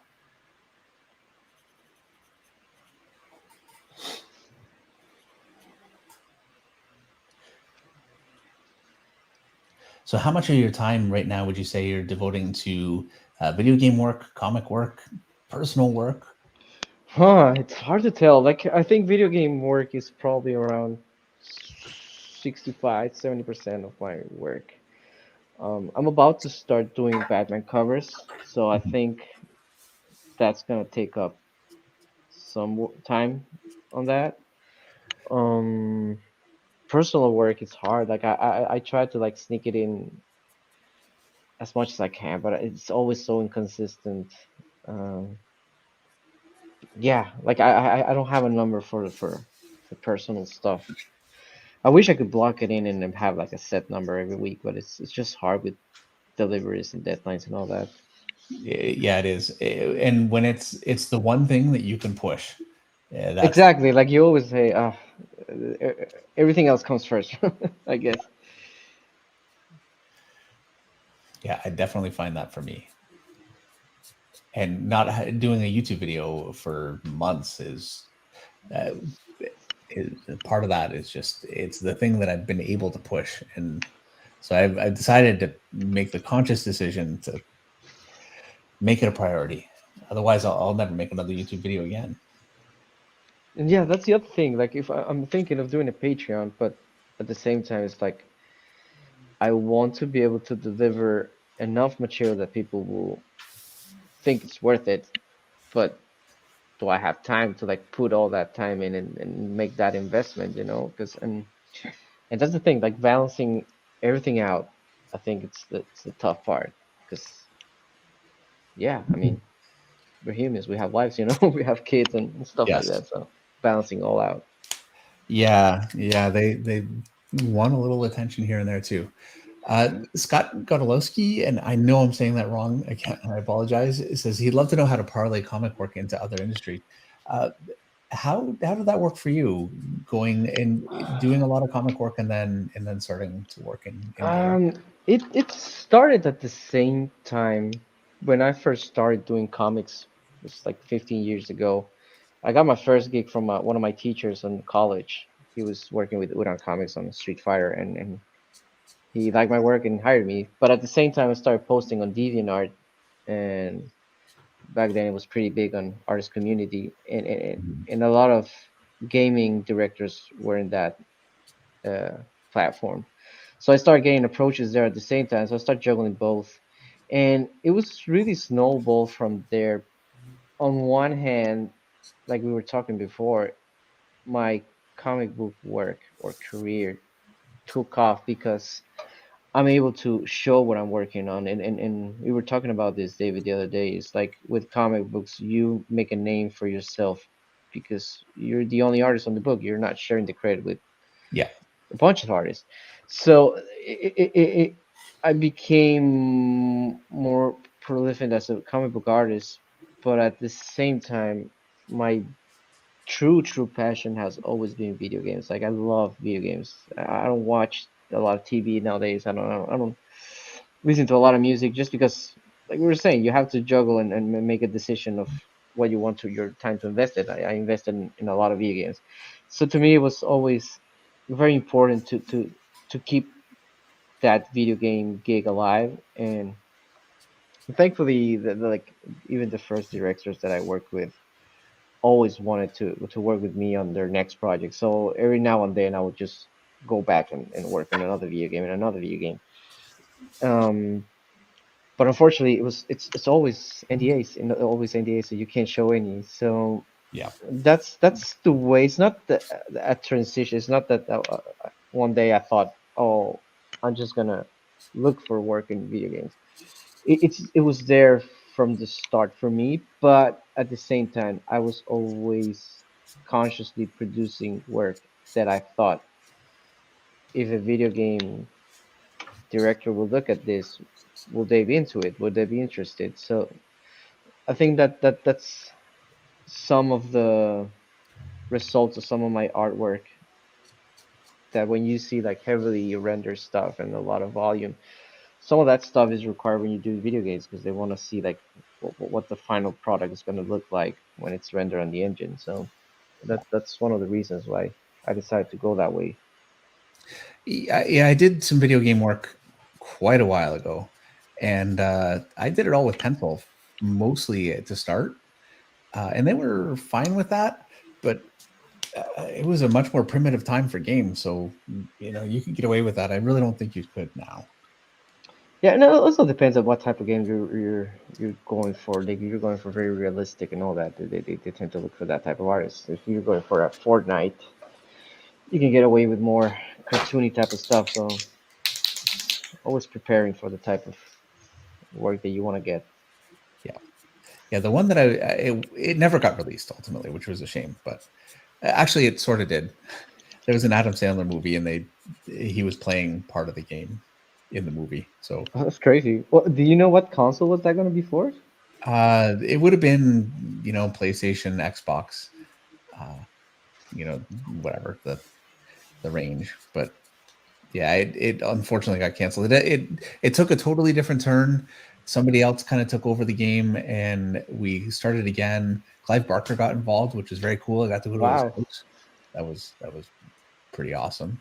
And then ultimately the game just got canceled. So it's how it goes sometimes. Yeah, that's the thing with video games. Like you only see like maybe 40% of the stuff that gets produced. Yeah. All right. I can find my 0 here. So in just a minute, I'm gonna show where we are with ours. I will say I have definitely had some times where, because I'm picking up my my ink that I did in the initial stage, there are a few streaks that I can't get rid of. I'm not too worried about it because I'll just go in and fix those later. But they're there, nothing I could do about them. So here and there, it's not a mistake I'll make again. But all right, you know what? I'm just gonna go ahead and show you guys where I am here really quickly. So this is where it is right now. On his leg here, I got a pretty substantial streak. This is actually done using the ZURDO, but it picked up some dark from here, and so I'm gonna have to work with that a little bit. I love the sculpted feel it has. Like I don't know, it's just that contrast of the darks with the subtle grays. It just gives it like a sculpture feel to it that is just so much volume in it. It's pretty cool. Thank you very, very much. I can see at this point where I kind of want to take it. I think so. I'm feeling a little better. It's not where I want it to be, but I think I can see like a light at the end of the tunnel a little bit, you know. And ultimately, it's not going to be the way that you're working, Jorge, where it's very much a deliberate. You know, every step is leading toward a goal, and you're really not losing sight of that. I can't say that for this, but it'll get to where it's going anyway. All right, Eric. Yeah, it's looking really good. And so you're using acrylic to bring out your lights. Some, yeah. Yeah, I think it's really come together quite a bit. A bit to go, but yeah, let's get in there. Yeah, the mistake was just just not knowing how the values were going to creep up on me the way they did, but it's all good. So you're raising the highlights with acrylic right now. A lot of it was colored pencil, but I had to put matte medium down first because I had no tooth. How diluted is your white acrylic when you're doing that? Like Right now it's pretty diluted. But I had to put matte medium over everything here so I could go in with pencil again because I just had no tooth. It was like I was trying to pencil on glass. That's interesting. Because yeah. I'm always afraid of using acrylic straight from the brush because I'm always trying to figure out what's the best level of water that I have to put on my acrylic. The nice thing with when you water it down like that, obviously every subsequent layer, it's going to get brighter and brighter. And if you don't like it, we just dab it with our finger and try to get as much up again as we can. Yeah, that's the thing. I think I'm not patient enough to go over and over with the brighter tones, and it's just I want it to be done with the first stroke. Yeah, it can be tricky. It takes a skill level, though. Yeah, Jorge, that not everybody has. I just want to mention quickly again that Jorge has a campaign going on right now for his ZURDO, The Art of Jorge. Oh, sorry, because I'm reading it on the screen. No. Jorge Molina book. Please consider backing it here. And there is a link. Russ Hicks has it up. Also, it's in the link or in the description of the video. And you can find Jorge's social media. I highly recommend his Instagram, especially because he posts new stuff all the time and it's always beautiful. It's a highlight when I get to see something new. Well, thank you. And it's fine. Like George or Jorge, I'm cool with either one. Like I'm used to it. Oh yeah, I'm sure. Yeah. It's better when it's right, though, But it's always right. It's just my name in a different language. So I guess if I ever go to Italy, I don't know how that's gonna be. Giorgi, probably, or something like that.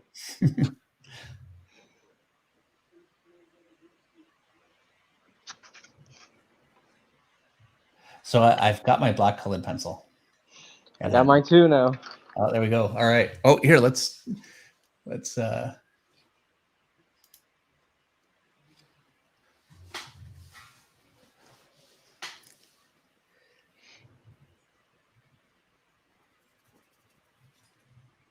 and I find there are a lot of little details that are kind of missing from this picture that I can start to get back in there. And aside from even just softening things, I can add little wrinkles here and there much easier with my black pencil.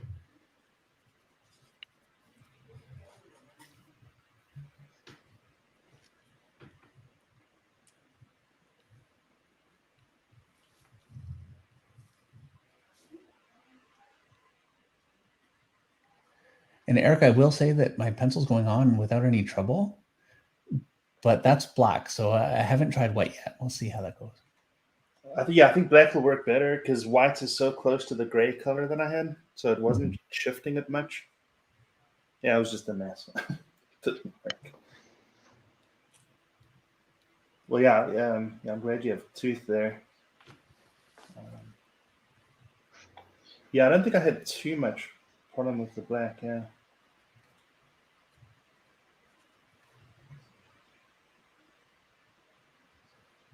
And already for me, using the colored pencil feels a little bit more like a comfort zone. I'm a little more used to it. Yeah. But I don't want to just turn this into a colored pencil picture and just cheat my way out. You know? But yeah, me too. There's a certain comfort in able to have better control with the colored pencil, and it's just I find it more relaxing, I guess, in a way. Yeah.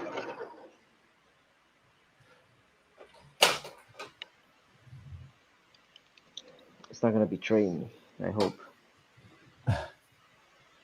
How often would you say you start a picture and it just completely doesn't work out and you have no choice but to start again? Is that something that ever happens still? Rarely, honestly. Like I just power through, and even at the finished stages, if I'm not liking it, it's like it's gonna look good at some point, and sometimes it doesn't. Like sometimes, rarely, I'm gonna say I'm done with the piece and I'm not happy with it. It happens sometimes, and I'm always glad that I kept going. But if I look at that piece 1 year later, I always regret not starting over, or I always spot so many stuff that I did wrong, I guess. I don't know. Does that happen to you, David? It does. Not too often when I'm doing something in black and white, because I've been doing it for a long time, but it does still happen sometimes, especially I find if it's a cover for something that I haven't done before and I'm really like, I want it to really work, the more I want something to work, the more likely it is that I'll run into that. And it happens.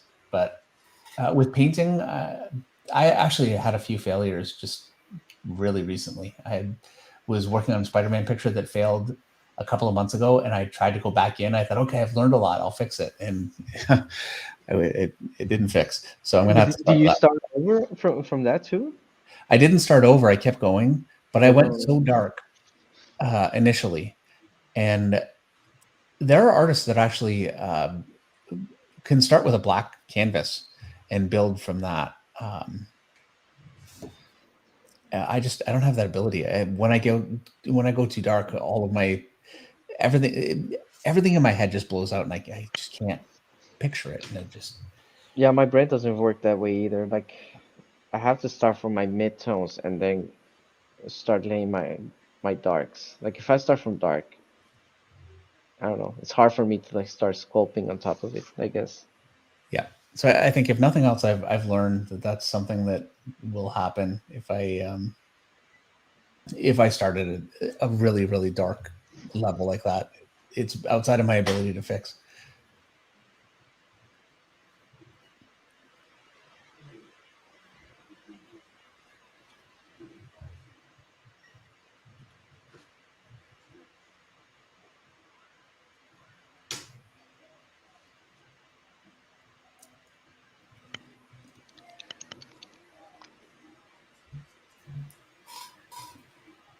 So I'm thinking for my picture, I'm going to hit a bit of a point where I think, okay, I probably can't do any more with this, and probably if I had to guess, just about 30 minutes or so. So I feel like for me, the 2 hours is going to work out all right. I think for me, the character will be done in 2 hours, but I might need some additional time to do the background. Oh, sure. Yeah. Yeah, I kept my background elements pretty simple. And actually, I wasn't even, okay, I'll add a little time to that because I wasn't even thinking about the background. I've been ignoring it. I mean, so for me, this is a Captain America with Thor's hammer. There has to be a thunder in the background, I guess. So I have to figure that out. I don't even want to think about it right now.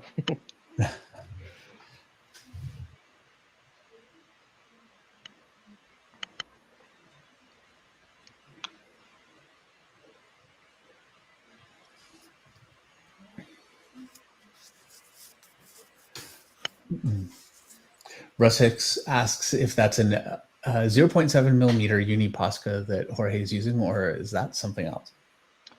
Let me check. That's a 0.7 Posca. There you go. I love it. Yeah, they are really good. I use it's not. I've got it right here. Well, you can't see it, but it is a. Oh, it's a 0.7.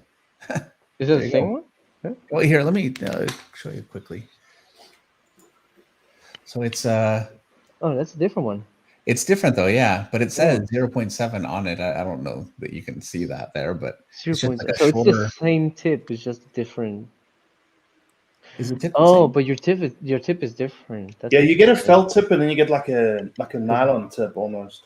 Yeah, because mine's more like a micron type Yeah, of tip. yeah, yeah, yeah. Oh yeah, okay. I've had one of those. Those work so well. Yeah, it works very well. Like I've tried a bunch of white inks and none of them work as well as this one, I think. Yeah.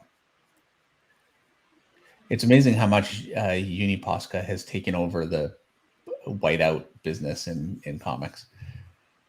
It used to be everybody was using the jars that you would have to add a little water to, and they were. Yeah, it's a pain in the ass. Yeah, it really is. I found out about Uni Posca. It was 2000, March of 2000, and I remember we were in Mexico actually. Oh, really? You went to the mole? I don't think it was La Mole. It was a different one. I've been to La Mole a few times, but this was a different one. And Mark Silvestri was there, and he was using them. He showed me, and I thought, "Whoa, look at that!" So I went home and bought some, and I've been using them ever since. Yeah, to me, I started using it because Tony Daniel showed it to me at the show also, and I was like, wow, this is like he actually borrowed me, and I did all 3 days of the show, just commissions with that, and I was like, I need to get this right away. But since Yeah. I was leaving, I had to like run to the art store before I left to Mexico in order to get those, and I bought like 20 of them, so this is my stash from that time. So eventually you'll have to get more, but My refills. yeah. Every time I go to New York, I always try and find some kind of or San Diego, an art booth and see what I can find. And sometimes they've got some great stuff, and sometimes. Yeah, I've noticed that recently that they don't have as much art materials they did a couple years back before COVID. I don't know. I wonder why. I don't know. I don't So in the know. last San Diego, I tried to look for art materials and I couldn't find any the same way I used to do it. It's not the art friendly show that it once was, for sure.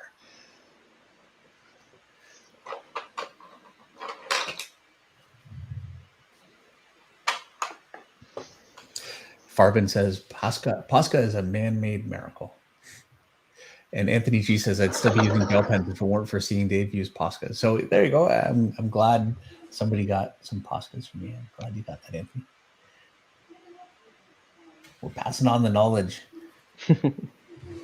And this is where, again, the tools do make a difference. You don't need a Posca, but they sure are nice. Yes, definitely.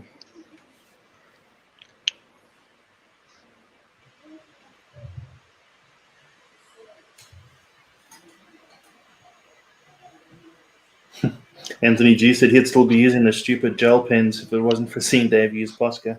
Gel pens sometimes have a place, but yeah, nothing can beat Posca. Yeah. And the fact And that you can ink back over Posca, that's awesome. That is actually exactly what I was using before I found Posca. So.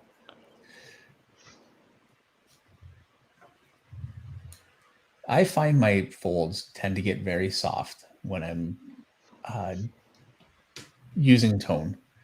I have a difficult time keeping my edges and making them crisp. And it's something I've been kind of working on. I'm finding that's happening just a little bit with this one.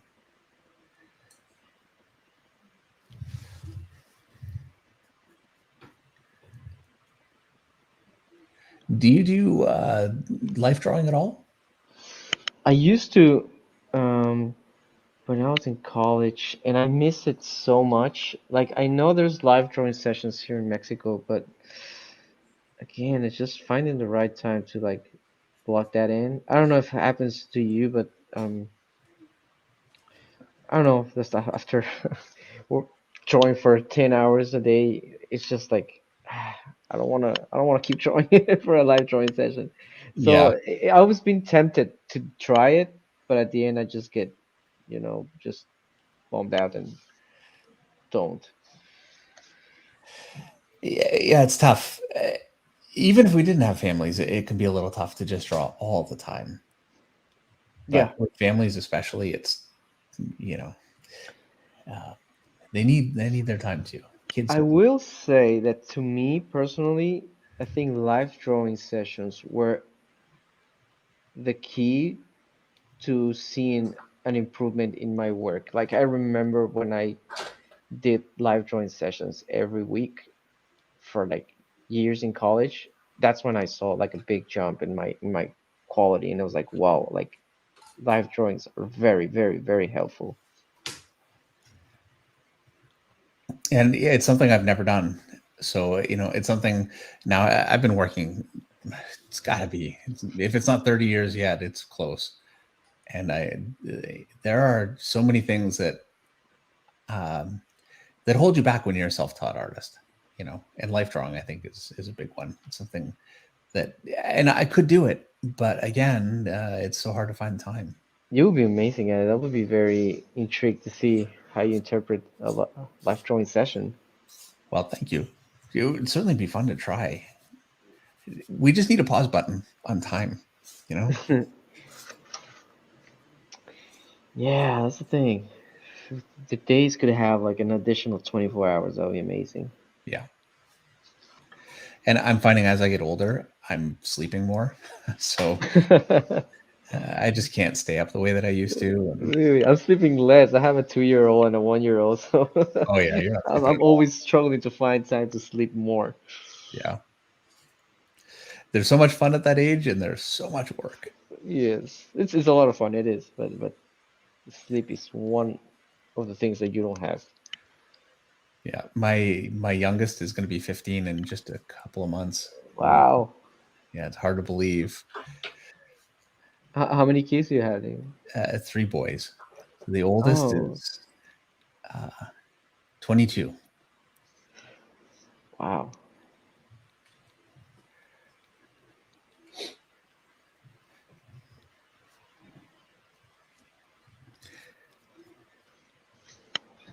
Actually, my last live stream, I did a tattoo design. It was the last live stream, wasn't it, Eric? Yeah. Yeah. I saw it. Was that the bird one? Yes. Yeah. It looks amazing. Is that tattoo yours or? No, it was for my son. He's 19, and okay. It was his first tattoo, which I didn't really agree with. His mother didn't really agree with, but he was going to do it, and so might as well be your father who designed it, I guess. Yeah. That's cool. And shortly after I did it, like within a month, he went and got another tattoo. Without talking to us, and he got it about halfway finished. He wasn't happy with it, and I had to go in and try and fix that one. Now, it wasn't terrible, and the artist is very skilled, but it wasn't quite what he wanted, so he wanted me to fix it. So here I am drawing another tattoo. I'm not a tattoo artist, but so I'm hoping that that's his last one. We'll see. Oh, you know what they say about the tattoos is like they become addicted, and it's like just start getting more and more and more and more. But Yeah, you don't want to get a tattoo that you have to explain to a potential boss. exactly. Are your kids going to be an artist, or any of them pick that up? My youngest draws quite a bit.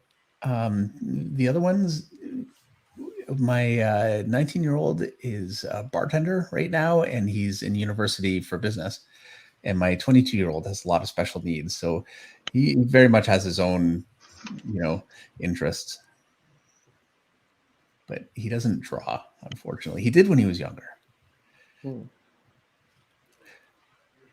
And my 15-year-old won't listen to me at all when it comes to drawing. He has no interest in what I have to say about drawing. Is that age? Yeah, yeah.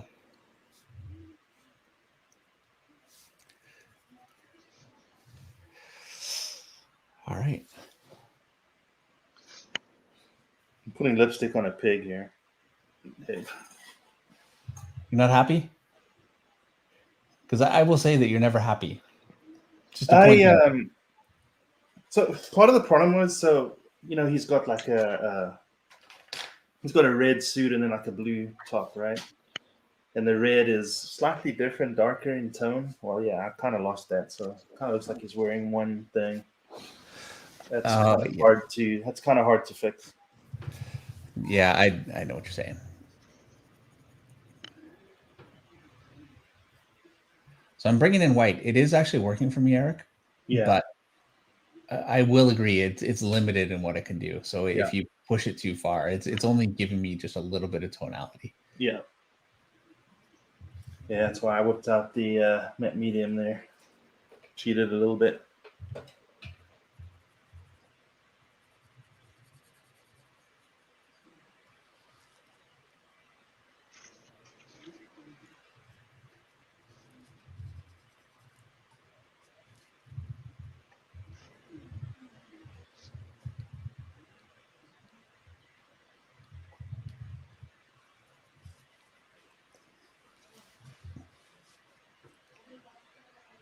Chris Brooks says it would be difficult to get a tattoo from someone when your dad is David Finch. You compare everything to your dad's work. Well, thank you. That is true. I thought that was your tattoo. I think you tattooed yourself, and I saw the picture, and I was like, "Wow, that's a pretty cool tattoo." Yeah, well, I put a picture of it up on Instagram. He's in much better shape than I am, so.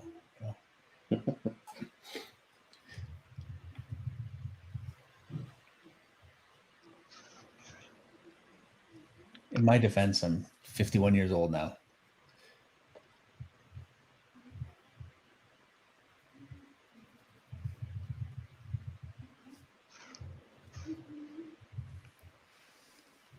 So what games have you been playing, Jorge? Oh, I've been trying to, get some Sorry, hours on Zelda, sorry about uh, that. on the Tears of Kingdom right now. Oh yeah. So yeah, I've been doing that, and doing the Last Jedi also, which I think is awesome. It's a great game. Mm-hmm. So I'll be juggling those two. I put a pin on the Hogwarts Legacy because it's just like I can't do three games at the same time. So I'm probably gonna go back to that one later on. So But are you doing Fallen Order or Survivor? doing Survivor. I did Fallen Order when it Yeah, first came out. So right now I'm just doing the next one, yeah. and What do you think of it? I think it's amazing. Like I think it's really impressive. Like I'm surprised how well these guys are doing the Star Wars games. Like to Mhm. me, I compare it to the Batman when Rocksteady first took, and Oh how it man, was just so revolutionary and different. To me, that these guys are doing that thing with the Star hmm Wars franchise, and it's just amazing. Like you feel like a Jedi. Do you yeah, yeah. find it much better than the first one? Because I've heard that, and the first one was great. The first one is amazing, but I think this one is even better. That's what I've been hearing. Some of the boss fights will drive you nuts, though. Yeah, they're tough, right? Yeah. What are you playing right now? Who me? Yeah. God of War, the 2018. I never finished it. That's such a good game too, man. Yeah, so I want to play that so I can play Ragnarok. So that whenever I find time, I'll play a little bit here and there. But yeah, it's a great game. Yeah, Ragnar is incredible. I finished that one, and it's just beautiful story and music and graphics, and the gameplay is just addictive. I love how powerful you feel when you're smashing those buttons. Yeah. For me, I'm playing um, Last of Us Part 2 right now, and Oh, I mean, it's such an incredibly well done game. incredible! Yeah, I love it. And I just finished. Okay, I have to admit, I didn't finish it. What's the last zombie game that just came out? Dead Island 2. Dead Island 2. Dead Island, yeah. I loved, but there was a boss fight I couldn't beat. I tried it over and over, and I finally just went, okay, I'm going to put this down. I never tried that game. Is it fun? Like, It's incredibly fun. is it story driven or is it more like a open world game where you just like? It's not open world. It actually is very limited, but the environments are like really, really detailed, like really nice. So, because open world, sometimes they can be a little bit repetitive. So it really Yes, doesn't have totally. that. And it is story driven, truthfully. Like The Last of Us is incredibly story driven. I only have so much time to play video games, so I actually have it. And also, the only way I can play games is I've got a little TV. I sit beside Meredith when she watches her TV, and I just play my games kind of on mute. So I'm paying attention to the story, not at all. I'm just killing zombies, really. And it's such a story-driven game. It's a shame, but do what I can. Did you watch the TV series of The Last of Us? No, not yet. I heard it was really good. So It's really good, yeah. You're playing Last of Us 2, you said, right? yeah, Or well, I Last played of Us. Last of Us 1. Last of Us, but yeah, so you Must know be 10. what happens in Yeah. the series then.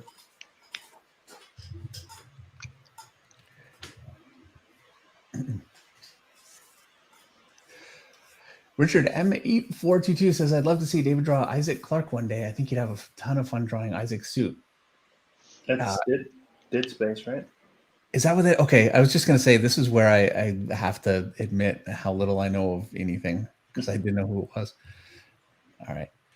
Dead Space I just played the remake, which was amazing. Did you like it? I loved it. It was a hard game for me. Games are hard for me. This is why I love games. It's actually my favorite thing too. I'm more of a video game nerd than anything. Yeah, me too. That's awesome. My problem is that I'm very bad at them too, so. I love the games, and I was very into competitive gaming also at some point. Not anymore, but I still love playing Call of Duty and all that. Just hanging out with your friends, especially during COVID. Like I did a lot of Call of Duty. Yeah. What do you think of? Did you try X Defiant? I didn't. I saw a lot of people very excited about it and loving it. Did you try it? Yeah, it's pretty good. Yeah. Yeah, because it was a beta, right? Like they're not gonna release. There's no skill-based matchmaking.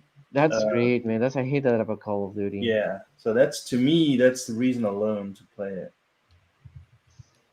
And it's cross-platform. And, yeah, really looking forward to. I'm looking forward to Diablo 4 as well. I'm looking forward to that one too. It looks amazing. I mean, the graphics looks beautiful. I think that comes out on the 1st, right? 1st of May. Yeah, it's supposed to come like right now. I think that's the next big one. Yeah. There's so many games. Like, just Zelda alone is gonna take me a long time to finish. Yeah. We went through a time there's just nothing coming out, with COVID. With COVID, yeah. And now it's. I haven't played Zelda, but I don't have a Switch. So Switch. Yeah, I'm kind of nervous to start that one. Yeah. Wanna... Yeah, you have a family too. Yeah, those are a huge time sink.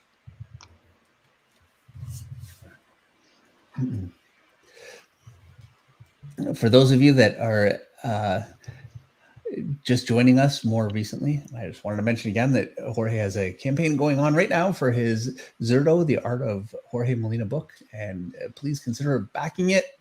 There is a link in the description for the video. You can find that, and you can find links to all of Jorge's social media. So be sure to check those out.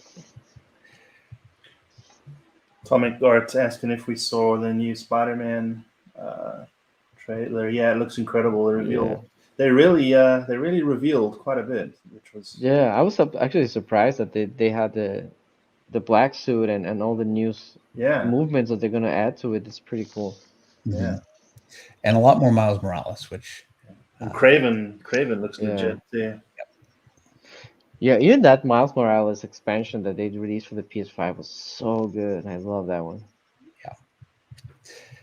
Yeah, I hear about that almost every day from my son, it's his favorite game. So. Oh, really? That's cool. Yeah. That's pretty cool that you share that hobby with your kids. Like, yeah, we used to, when all the Lego games were popular, we used to play those together a lot. It's hard to find a game you can sit down and play together, which is a shame. But he's more got his own games now. Well, he's almost 15, so we don't do as much together as we used to. oh, You get to a point where they just don't have time for you anymore. I'm at the opposite right now. Like, all they want is your time, and nobody else can help them but you. And yeah, it's the best of times and the worst of times. Exactly. Like, I enjoy it, but my wife gets overwhelmed by that. It's like, I need a break. Like,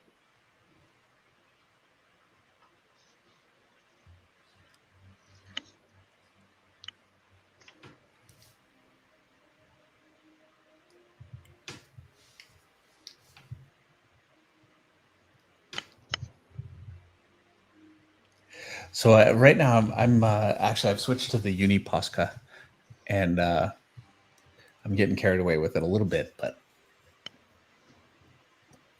I'm trying to bring in some highlights. I am finding it hard because I was a little more restrained, so I've got a lot of light in my picture. So where I'm putting highlights, a lot of times it's already light.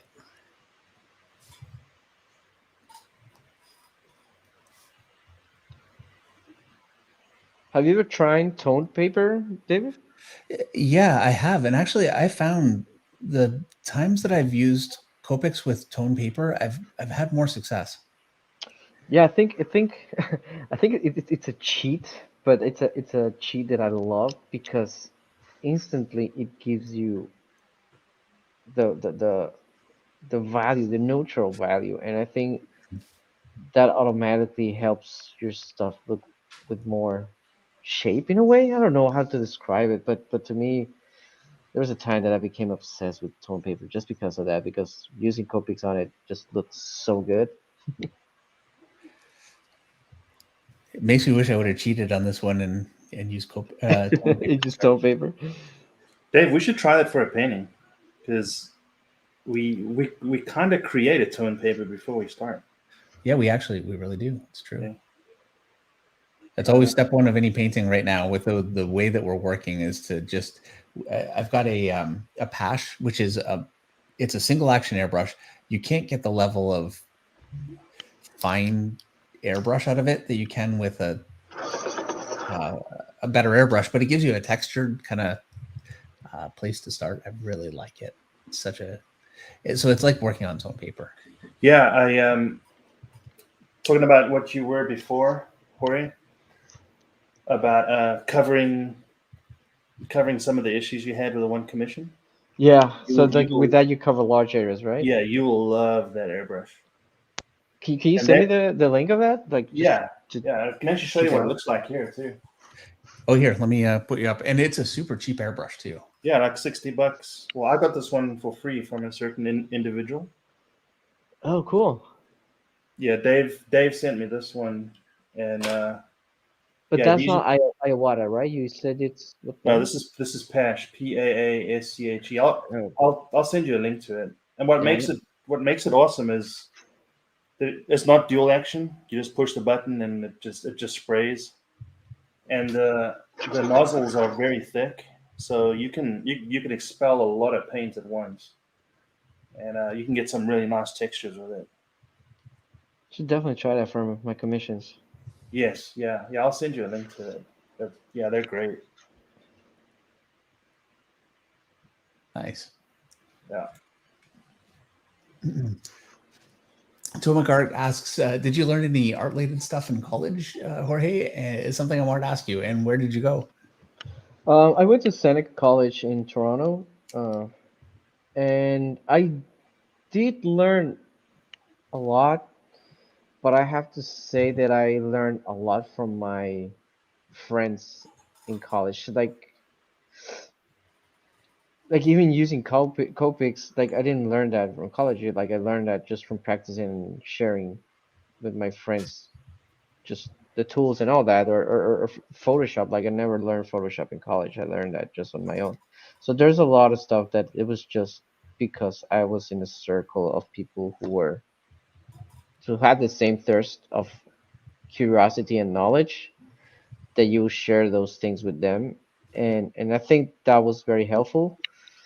Um, but college was very helpful in getting you into the discipline of trying new things, like we were talking about life drawing and all that. I mean, to me, that was something that I didn't think I needed it, and when I experienced it, it was like r- a big reveal. Is like, wow, like you can get so much from this. Mhm. So so yeah, I think you can always learn something from anything, but I don't think it's the only route. Like I don't think you have to go to art college to be able to be a good artist. I think that's true. I do think that there are things you can get from college, just a range of skill, like learning gouache. I don't know if that's something that you used where you were, but um, just different skills like that I really missed out on, or working tonally, something that I just haven't. Well, I certainly never learned, and I'm having to try and pick it up now. And I wish I would have been exposed to that earlier. I think I would have been a different kind of an artist. Not that I have any regrets. You know what? You always have regrets. I'd like to be Frank Rosetta. Thank you. So really quickly, let me show you guys where we are.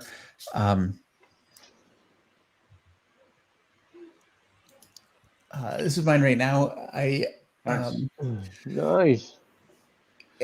Thank you. That looks painted now. That's incredible. Well, thank you. I a little bit used the white pencil to kind of go over some of the black that I had done, and I just jammed it in there as hard as I could to try and soften some places where, unfortunately, because I'm so used to working black and white, I tend to, well, I'm putting dark shapes into places where it would be more effective to be lighter, and so it's a real limitation trying to make something tonal when I can't kill back into the dark. So I tried to use a colored pencil to do that as much as I could, and I felt like that helped a bit. There are definitely places where I feel like I could take this further. I've rammed that white pencil into there so hard though that there's no more I can do with it that way. So anyway, that's where I am right now. And Eric, yeah, it came out great. I thought you were going to do the bass. Do it. I thought you were going to do the bass. Oh, yeah. I need time to do that. I think the figure really came out well, though. It looks really good, and it has a nice tonal range that you did lose there at one point, but it shows you where having kind of a range of skills and knowing how to use some acrylic and use some different things, and you use some medium where that kind of helps you out just to get a little more texture of the paper back. This is where learning so many different things like that can be such a huge help. Absolutely, yeah. Psychopomp says, looks solid, Eric. JDSCT, by the way, nice to see you, JDSCT. I don't think I said that. And Henry Jeremick is here. Henry's been here the whole time. I don't think I've said hi. Seth Adams says it looks nice. So yeah, I think it's coming out really well. So let's get back to Jorge's. And it is 11:09. So I think we're actually getting pretty close to wrapping up here.